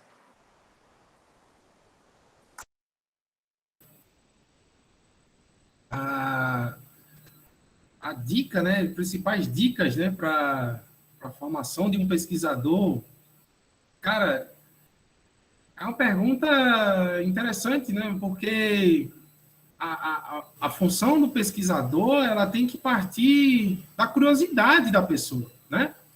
Então, por exemplo, eu digo assim que eu entrei na física, eu era um aluno de física, né? E eu fui para a área do setor nuclear por um acidente. Por que por um acidente? Porque eu mandei um e-mail para um professor do DEM, que é o Departamento de Energia Nuclear, e a seguinte pergunta: professor, o senhor quer alguém que trabalha? Eu posso trabalhar com o senhor aí? Esse foi o meu e-mail que eu mandei para ele. E ele respondeu assim: Luiz, sempre vai ter um professor que vai precisar de um aluno.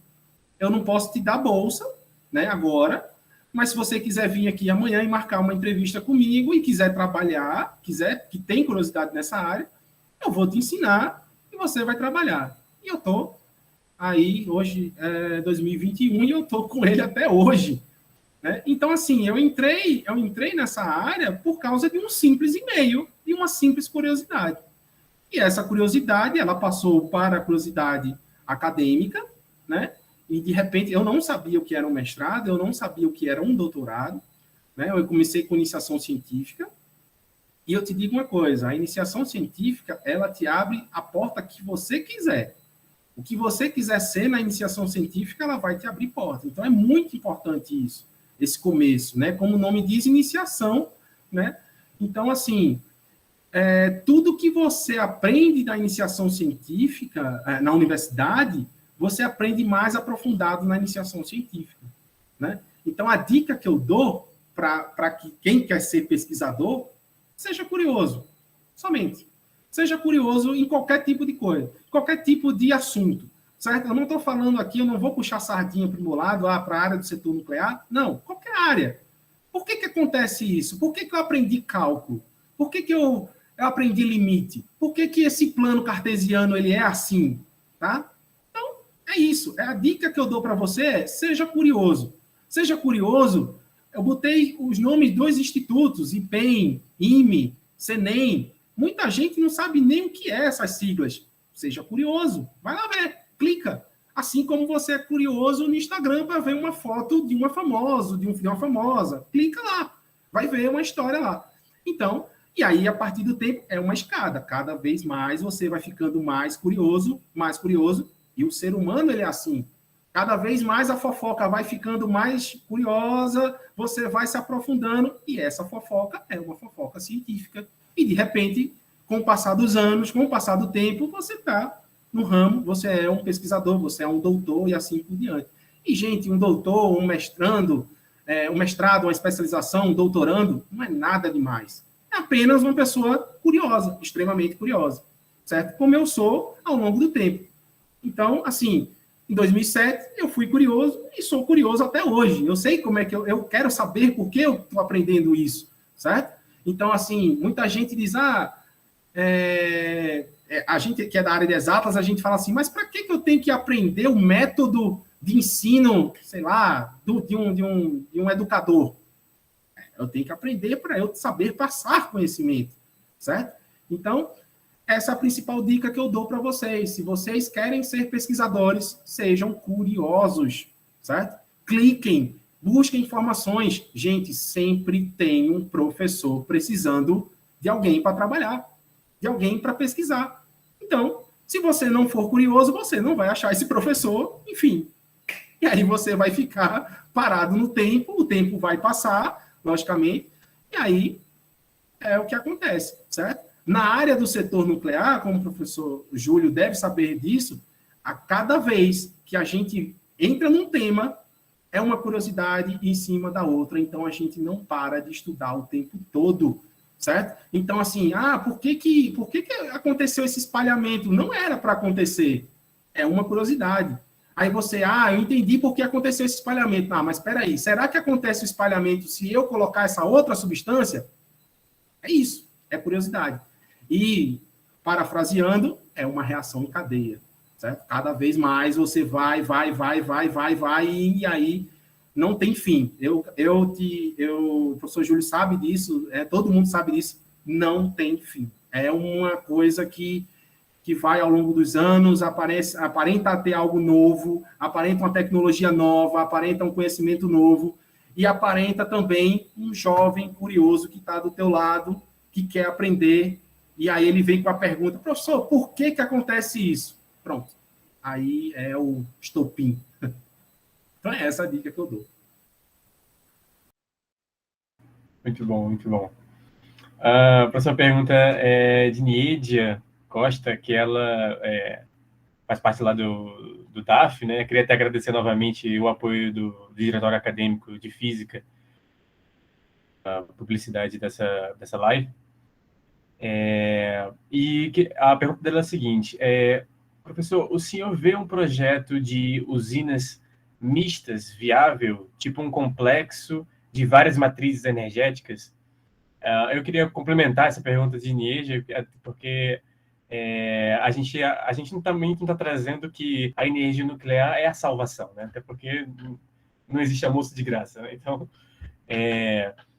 a gente sabe que no contexto da América do Sul e mais especificamente no Brasil, a gente está para trás nesse sentido, né? A gente está atrasada, né? No que compete a própria produção já, né? Viável já sendo feita. Então, eu acho que o que vocês acham que seria a solução do Brasil, né? Seria o misto de matrizes energéticas, ou teria que ter uma fração maior de um certo tipo de produção ou um outro tipo, ou o misto pode ser a salvação ou a solução em geral?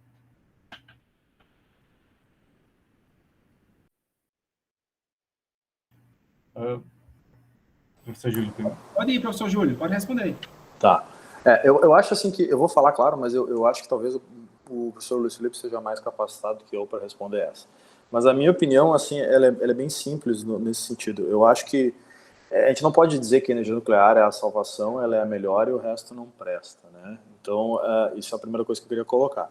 Claro que, como entusiasta da energia nuclear, eu acho que sim, ela deve ter um percentual, uma contribuição muito maior do que ela tem para nós no Brasil, por exemplo, hoje em dia. É mais ou menos assim, eu vou tentar fazer uma analogia. Claro, é a minha opinião, tá? Mas vamos lá. Quando você tem você economiza aquele dinheirinho lá, sobrou aqueles pilas, né, que a gente chama no Rio Grande do Sul, a gente chama de pila, não é real. Sobrou aqueles pilas aqui e você quer investir, né? Você não coloca tudo na mesma caixinha. Você sempre dá uma distribuída, você sabe, tem que ter um certo equilíbrio, né? Você não aposta tudo no mesmo lugar, né? Eu acho que a relação da energia é um pouco parecida nesse sentido, né? Não sei se talvez tenha sido a melhor analogia, mas o que eu quero dizer é que a gente tem que ter todas as fontes possíveis.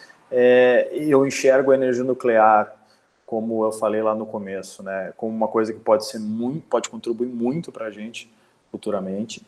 E eu acredito que nós temos um sistema de energia assim, que ele é um pouco, não sei se um pouco ou muito, mas enfim, ele é desequilibrado no sentido de que nós temos muito mais hidrelétricas, dependendo muito mais disso do que qualquer outra coisa. Então eu acho que o futuro seja mais uma questão equilibrada, assim, sabe? Eu acredito nisso.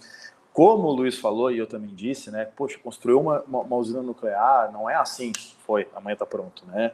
Então tem que ter todo um planejamento. Então, assim, quem faz isso tem que cuidar muito, né? Tem que ter essa noção de como vai ser quando você projeta uma usina, quando ela está pronta a pleno vapor, qual vai ser como é que vai ser feita a distribuição e assim por diante.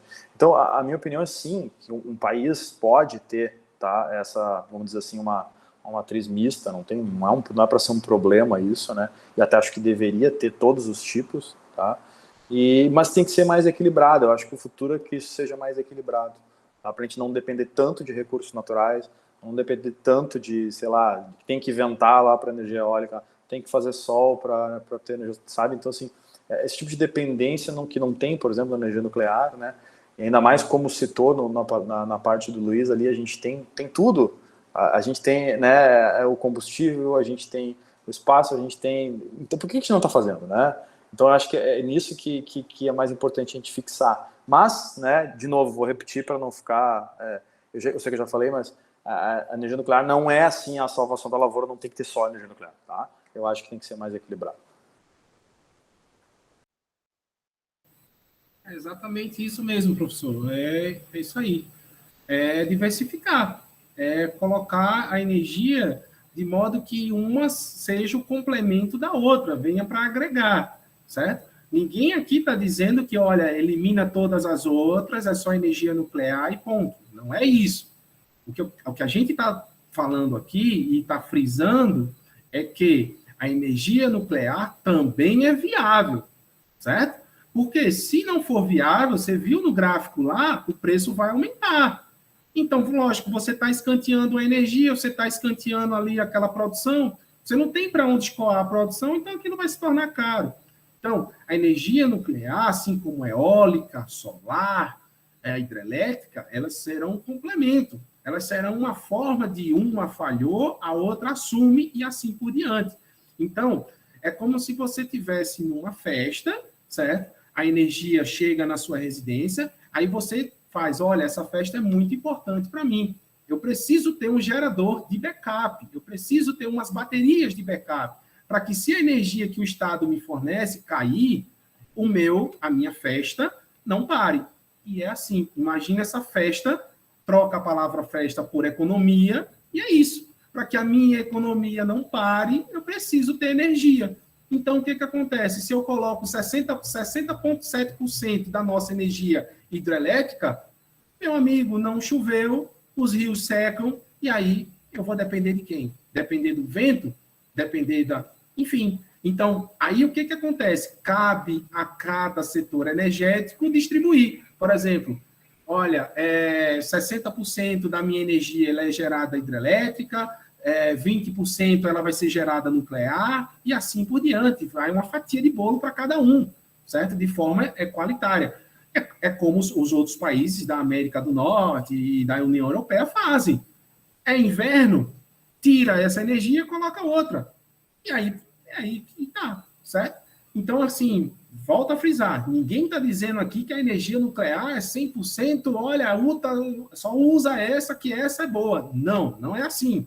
O que eu estou falando que a gente está dizendo utiliza a energia nuclear e não seja preconceituoso como as outras energias, certo? Porque muita gente chega aqui e diz assim, a energia nuclear é suja, mas a energia hidrelétrica também é suja. A energia solar também é suja, certo? A extração da placa solar também é suja, certo? E por que só metem, entre aspas, aí, metem a porrada somente na nuclear? Não, se for para medir, tem que medir todas. O pau que bate em Francisco também tem que bater em Chico, certo? Então é isso.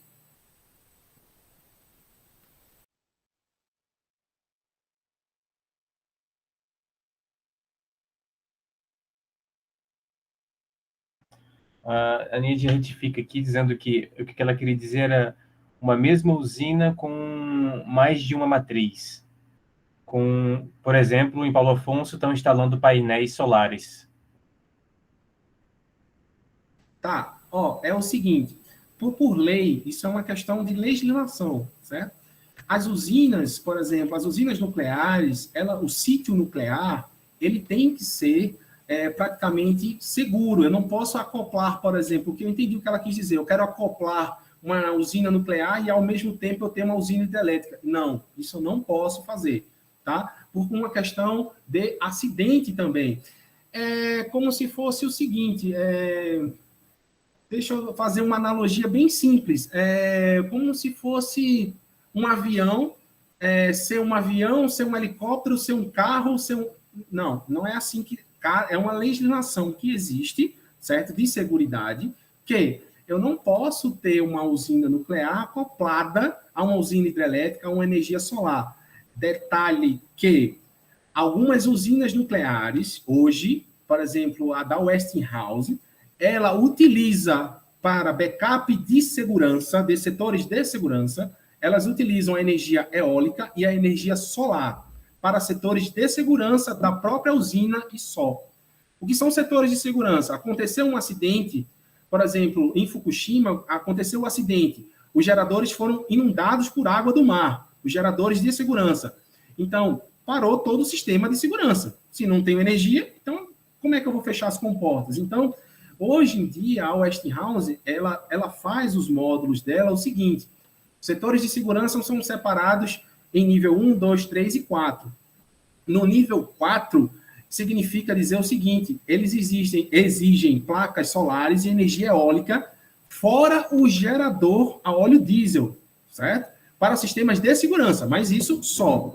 Eu não posso acoplar uma usina nuclear a outras usinas, não, certo? Como ela falou, ela foi bem enfática, ela disse, olha, eu tenho uma energia hidrelétrica, né, acho que é Itaipu, Sobradinho, enfim, outras, que eles utilizam a própria área para energia solar da própria hidrelétrica, ou então para cidades, cidades que venham fazer o entorno da usina, certo? Mas a usina nuclear não pode.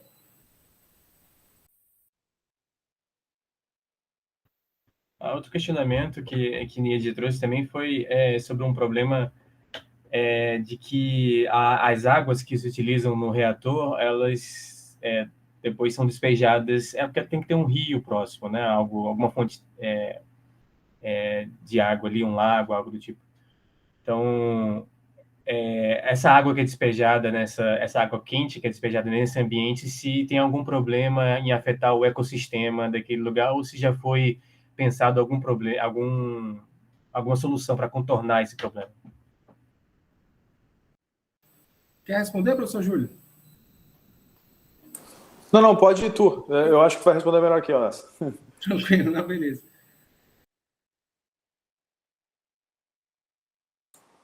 Só acho que ficou mudo, Luiz.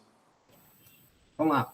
É o seguinte, através da Agência Internacional de Energia Atômica, isso é uma lei, tá, internacional, a água tem que ser devolvida nos mesmos critérios de entrada, tá? Então, por exemplo, como eu falei, se a água vem ali a 25 a 31 graus de entrada, ela vai aquecer no reator, as propriedades delas algumas propriedades serão perdidas e depois ela vai voltar, né, ao rio, à lagoa, enfim, ao mar, assim por diante. Ela tem que voltar com a mesma característica, certo? Com a mesma característica. Outra coisa em relação também, que é bem interessante, em relação ao desmatamento. Por exemplo, eu vou construir uma usina nuclear, então eu vou precisar de, sei lá, 5.000 metros, ou é muito mais, mas enfim, eu vou precisar de uma área, tá? Eu não vou atentar a números, eu vou precisar de uma área, então essa área que eu vou desmatar, eu tenho que replantar em algum campo. Então, isso é lei. Outra coisa, a questão da fauna. Então, você tem ali micro-organismos que vêm na água, certo? Então, tem todo um estudo. Em Angra dos Reis, teve um estudo, tá? E fizeram o quê? Depois que a usina foi implantada, esses micro-organismos, eles... como se diz, eles não foram perdidos. Eu tenho a mesma característica desde a sua implantação até o resultado final, ou seja, eu não mudei nada nas características, tá? Outra coisa também, de acordo com a Agência Internacional de Energia Atômica, é a questão da seguridade. Então, por exemplo, eu não posso fazer o que Fukushima fez, que ele devolveu a água de resfriamento dos reatores sem tratamento para o mar. Isso aí eu não posso fazer. Então, por isso, Fukushima foi multada e todo o processo foi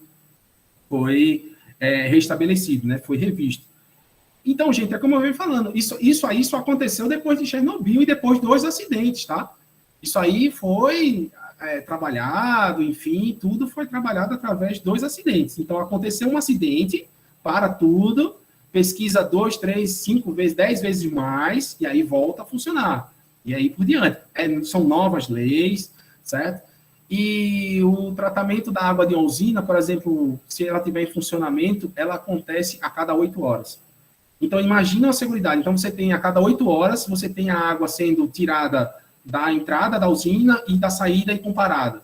Então, teve alguma modificação até mesmo da temperatura, tá? Essa é a exigência. Por exemplo, então fica...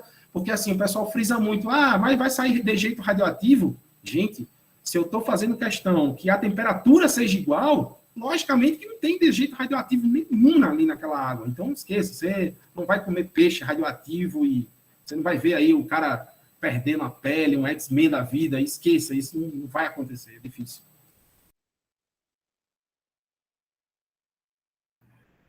Beleza. Aqui, uma última pergunta aqui.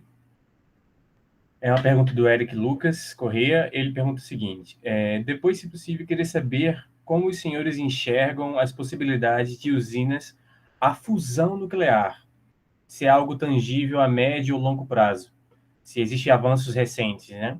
E quais seriam os hipotéticos impactos positivos e, caso hajam, negativos para a sociedade. Eu sei que um dos avanços que teve agora há pouco foi que uma tecnologia chamada tokamak, né? Que é um reator tokamak. Isso. É um projeto, na verdade. Né? É um projeto, que conseguiram... tipo, o desafio é manter ele ligado por mais tempo possível, né? E que os avanços têm sido grandes nesse sentido. Júlio, por favor. Vamos lá. Eu tenho pouco conhecimento sobre a fusão, tá? Mas algumas coisas que eu li a respeito, assim, eu até, quando eu leio sobre isso, de certa forma, eu fico até um pouco assustado, mas, assim, em bom sentido, né? Por exemplo, é muito difícil controlar, imagino que seja, tá? É muito difícil controlar a fusão nuclear, assim, a ponto de você ter uma... Não estou dizendo que é impossível, não, longe disso, tá? Até porque, inclusive, como eu comecei dizendo, eu não tenho esse conhecimento, tá? Então, às vezes, toda vez que eu vejo uma notícia sobre a fusão nuclear, notícias sobre fusão nuclear, eu leio mais artigos não científicos, tá? Preciso deixar claro isso. Uma notícia que saiu num jornal, num periódico. Mas, assim, e aí, claro, no caso da fissão, que é o que eu trabalho tecnicamente, aí eu já leio mais artigos científicos, é um pouco diferente, então, né? Mas no caso da fusão, sempre que eu vejo notícias do tipo 880. É muito complicado eu dizer assim o que eu acho. Porque eu vejo assim, olha, está para ser controlado. Tem o tokamak, né? Já estão... Daqui a pouco é impossível controlar a fusão, porque nós não vamos replicar o Sol. Eu vejo cada coisa, assim, sabe? Bom, o que eu queria dizer sobre isso, tá? É o seguinte, é muito difícil a gente afirmar qualquer coisa sobre a fusão, tal qual era difícil afirmar sobre a fissão há cerca de 100 anos atrás, né? Então, assim, por exemplo, se você voltar no tempo 100 anos atrás e disser assim, olha, vamos chutar aqui década de 30. E se chegasse na década de 30 e dissesse assim, olha, vai acontecer uma segunda guerra, vão inventar armas nucleares, depois vão inventar o reator nuclear, depois vai ser, sabe, vai gerar energia para fim comercial e daqui 100 anos nós vamos ter mais de 400 reatores nucleares. Né? Se alguém dissesse isso para mim na década de 30 e eu vivesse lá, eu ia dizer, enlouqueceu a pessoa. Né? Era exatamente isso que eu ia dizer. Então a gente não tem como dizer essas coisas. Eu tento transportar a mesma coisa para a fusão. Eu vejo assim, muita gente dizendo, é impossível controlar a fusão, é impossível, e eu sou daqueles que eu não duvido, sabe? Eu não sei o que pode acontecer, de fato deve ser difícil, tá? Esse projeto do tokamak, ele é relativamente novo, né? Eu não sei quantos anos tem, mas ele é relativamente novo, né? E então, assim, vamos ver, a gente só tem uma coisa para fazer, aguardar, né? É difícil a gente dizer que daqui 1 ano vai ter, daqui 20 ou 50, não sei. Né? Então, realmente, eu fico muito... Desculpe até a audiência, mas eu fico muito em cima do muro para falar desse assunto, porque realmente, ou eu fico temeroso para afirmar qualquer coisa, ou a gente também tem pouca informação. Né? Eu acho que eu ficaria meio dividido entre essas duas coisas, sabe? Porque não, é diferente falar da fissão, é diferente falar da tecnologia que eu trabalho, que é uma coisa controlada, conhecida, estudada, e já há muito tempo, né? Inclusive para fins comerciais, né? Que no caso é a geração de energia, essa que chega na nossa casa para a gente ligar o computador de agora. Então é isso, é muito difícil. Não sei se o professor Luiz tem uma outra, não só opinião, mas outra informação para colocar, mas eu realmente fico muito em dúvida com relação à fusão nuclear. É um tema interessante esse tema. Eu vejo também, como professor Júlio, eu vejo bem por alto, assim, eu vejo algumas notícias, não acompanho de perto, mas não sei te falar a respeito disso, porque a questão é que a tecnologia existe, né? O reator existe, mas até que ponto é verdade o que eles falam, né? Então, principalmente hoje em dia, que a gente tem muita fake news, então é muito, sabe? E tem muito exagero também. Então, é difícil, porque você não tem uma literatura científica legal para você consultar, né? Então, por exemplo, às vezes você abre o Instagram ali, em páginas de tecnologia, você vê coisas absurdas. Então, se você não tiver conhecimento da área, se você não está acompanhando, você, mas peraí, isso não é assim que acontece, não, gente, tem alguma coisa errada. Então, por exemplo, às vezes eu vejo, como o professor Júlio falou, tá controlado, tá tudo certo. Daqui a pouco eu vejo uma coisa totalmente diferente. E eu disse, até que ponto isso é verdade? Então, assim, como ele falou, eu concordo 100% com ele. Vamos esperar, né? Vamos trabalhar a tecnologia que a gente já tem, os reatores que a gente já tem, conhecimento que a gente já tem, e aguardar isso aí. Mas eu não sei se vai para frente, porque é muito dinheiro, certo, envolvido, é muito caro. Eu não sei se é viável, certo? Eu não sei se é viável. E hoje em dia nós temos uma tecnologia muito grande para isso ainda, né? Então, o que você percebe é que temos vários tipos de reatores sendo modificados a cada ano, a cada 4, 5 anos, nós temos uma modificação do PWR, nós temos uma legislação melhor, enfim, e eu acho que esses tipos de reatores, né, eu não sei, eu prefiro aguardar, realmente, como o professor Gil falou, e as notícias que chegam são aquelas notícias que eu olho e fico desconfiado. Eu disse, não é possível. Isso aí... Porque cada vez que eu leio, eu já... Sabe, é uma coisa que fica assim, você tem conhecimento da área, mas você diz, peraí, tem alguma coisa errada aí, não é assim também não, sabe? Ela impressiona, as notícias impressionam as pessoas que não estudam a fundo o conhecimento, né? Então, assim, é difícil. Eu prefiro esperar e, sinceramente, assim, eu acho que não vai para frente. Eu acho que não vai 100% para frente, ele não vai chegar... Vai ser uma tecnologia, uma aliada, né? Vai ser uma tecnologia legal, vai ser uma tecnologia muito forte, mas eu acho que, sinceramente, não vai tão para frente como os reatores que a gente tem hoje em dia, certo? Eu acredito que, assim, por mais que ela possa não apresentar um objetivo econômico, assim, de geração de energia, mas a própria pesquisa é válida, né? Então, tipo, para fins acadêmicos, acredito que o tokamak e qualquer outra pesquisa na área de fusão nuclear é válida, né? Então, o que compete à geração de energia realmente é meio nebuloso a própria literatura científica nesse sentido. Então, aguardemos, né? A posição honesta de um cientista seria aguardar essa consolidação da literatura. O Tiago Acioli aqui, ele faz uma contribuição dizendo: o INPE tem um reator de fusão, mas está parado por falta de pesquisadores. Ele esteve lá e conheceu o responsável por ele, só que só tem ele e mais 2 pesquisadores tomando conta de um equipamento desses, né? Que é muito pouco, muita pouca pessoa. Pois é, aqui na live tem 15 futuras pessoas que podem ajudar. Então, seja curioso, vai lá ver, vai lá conhecer, manda e-mail para o professor que com certeza ele vai ter alguém para trabalhar, entendeu? Então tem 15 pessoas aqui, professor, para ajudar você. Se você quiser, mande as ordens. É isso, gente.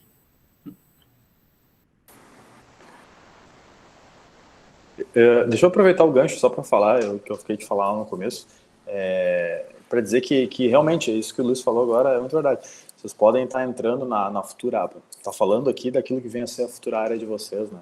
Então vocês têm que ser muito curiosos, e aquilo que eu falei depois, ali quando perguntaram das dicas, né, qual era a dica para ser um pesquisador, e o Luiz complementou com curiosidade, eu também disse que vocês têm que conversar com os professores de vocês, achar eles da maneira que for, né? Seja via e-mail, que é o que dá para fazer agora, seja na universidade e tal. E aí eu vou aproveitar, eu vou escrever, não preciso olhar agora, mas eu vou escrever ali como me contatarem, vou deixar e-mail. Aí vocês estão livres, tá, para me fazer qualquer pergunta. Não prometo responder assim de imediato, mas prometo responder, tá? E sempre, até porque eu estou sempre muito atarefado, mas não tem problema, eu respondo sempre. Às vezes tarda um dia, 2, talvez 3, mas eu respondo sempre. Tá? Então aproveito o gancho para dizer isso, que quem sabe aí futuramente a gente possa trabalhar junto.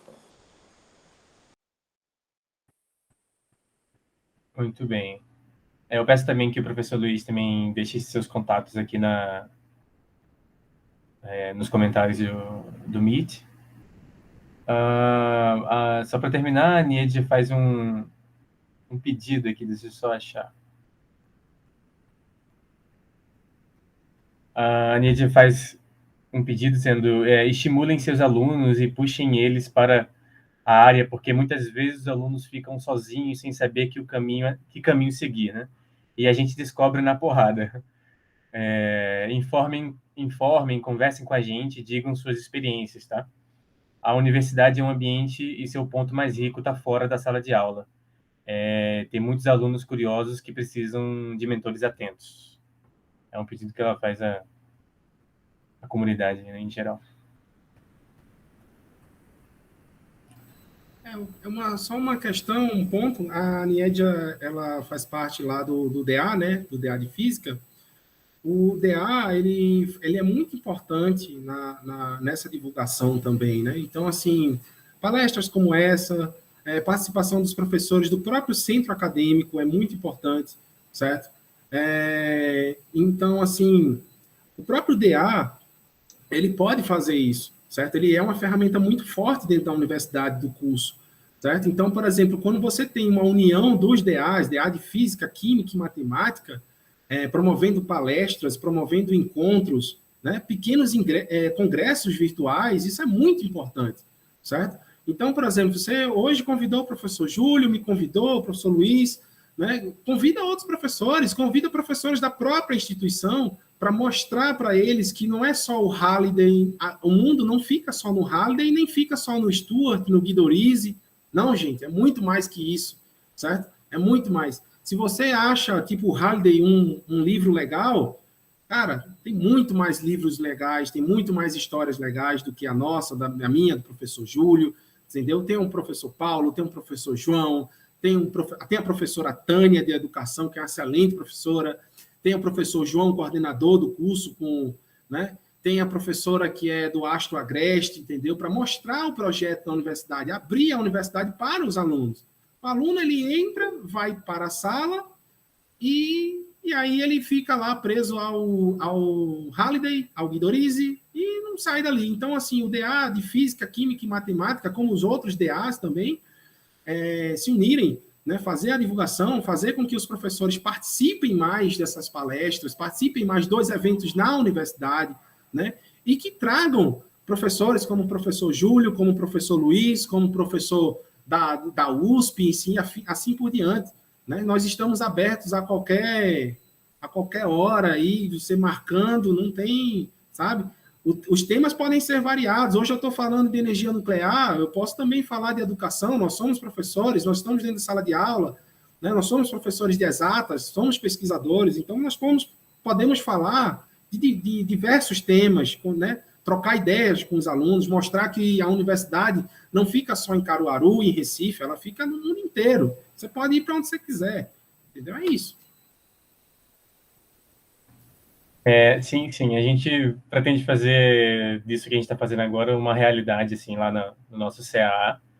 E principalmente, começar a criar certificados quanto à participação dos próprios professores, pesquisadores, convidados também, para que isso fique cada vez mais oficial e que tenha um cunho mais científico, assim, por assim dizer, de divulgação científica oficial, assim. Eu vou passar agora a palavra para a Niedia, que ela representa aqui o Diretório Acadêmico de Física. Oi, professor. Vocês estão me ouvindo bem? Porque meu microfone não é muito bom.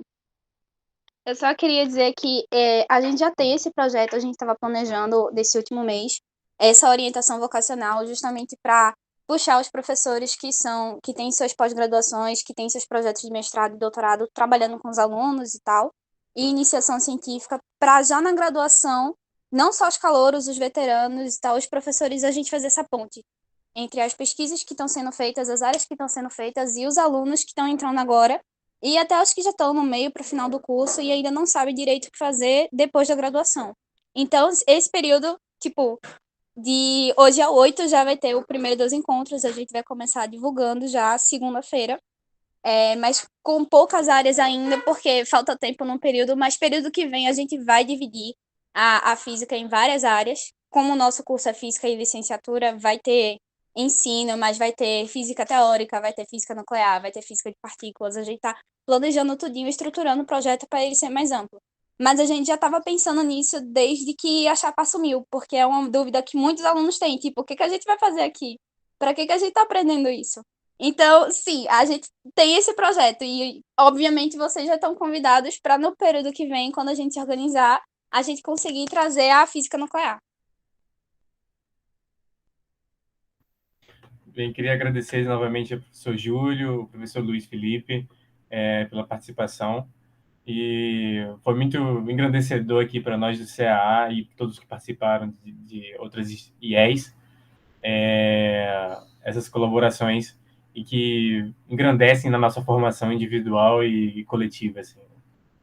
Então, passo a palavra para palavras finais para o professor Júlio e o professor Luiz, por favor. Não, eu que agradeço, tá? Podem contar comigo sempre para esse tipo de evento, né? Quando eu digo sempre vou ter vontade, às vezes não vou ter agenda, mas a gente ajeita isso, a gente dá sempre um jeito. Mas sempre que eu estiver disponível, eu topo participar, porque isso engrandece não só os alunos, mas a gente como pesquisador também sai mais fortalecido. Isso é muito legal para a gente falar da pesquisa. É um prazer, na verdade, né? Lá quando eu falei que você tem que gostar, pô, eu gosto disso que eu estou fazendo aqui agora, por exemplo, né? Então para mim é um prazer. Então podem contar sempre comigo, espero aí que se tiver no semestre que vem, aí no próximo período, podem contar comigo também. Se quiserem também que eu traga algo na próxima vez um pouco mais técnico, para mim também não é um problema, tá? Eu tenho algumas linhas de pesquisa aqui, e dentre elas algumas coisas até prontas em termos de apresentação. Eu poderia fazer uma coisa mais técnica, mas claro, né?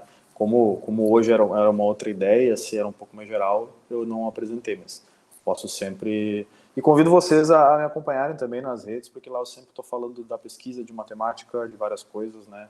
Tanto no canal do YouTube ou no Instagram, que daí eu sempre consegui colocar com o mesmo nome em todas as redes, que é Professor Júlio Lombaldo. Então, convido vocês a me acompanhar lá, a trocar ideia, estou sempre disponível para qualquer coisa. E obrigado. Eu que agradeço, João, agradeço ao professor Júlio, agradeço aí as pessoas que ficaram aí de 1 hora até as 3 aqui para prestigiar a gente. Eu já fui professor do CA, eu sei que o centro é um centro de muito potencial, certo? O professor Júlio, desde já eu já convido, quando estiver em Recife, vai lá, dá uma olhada, é um centro legal, é um centro acolhedor, certo? Os professores são bastante aceitáveis, né, comunicativos. Foi um prazer, né? Eu agradeço demais. Como o Fernando, né, me falou que queria fazer essa live, eu disse, vamos lá, vamos fazer. Era um projeto realmente, como a Nieja falou, um projeto que já vem desde a época que eu estava lá, em 2018, a gente já queria fazer isso, era café com física, alguma coisa assim, a gente ia fazer toda quarta-feira. Não foi possível lá, a gente fez 2 ou 3 palestras, enfim, e aproveitar, gente. É isso, aproveita, certo? Aproveita o curso, aproveita a universidade, os professores, a gente sempre está à disposição para ajudar, certo? Como o professor Júlio falou, tem todos os canais de comunicação, certo? E vamos interagir, é interdisciplinaridade, convida mais gente, vamos falando, vamos trocando ideia. Hoje são 2 professores aqui, amanhã podem ser 4, certo? A palestra foi num sábado, de repente 2 ou 3 vezes na semana e vai pegando. Hoje foram no máximo 19 pessoas, depois vai vir, sei lá, 40, 50, daqui a pouco isso aqui tá cheio. É não parar, certo? É não parar, vamos seguir em frente, contem comigo, certo? As minhas redes sociais eu não utilizo muito para questões acadêmicas, mas entrando lá, me adicionando, a gente conversa aí do que eu souber aí de sei lá, de dominó, política, aí a gente vai trocando a ideia aí, tá tudo certo. Beleza? Um abraço a todos e agradeço aí de antemão todos os presentes.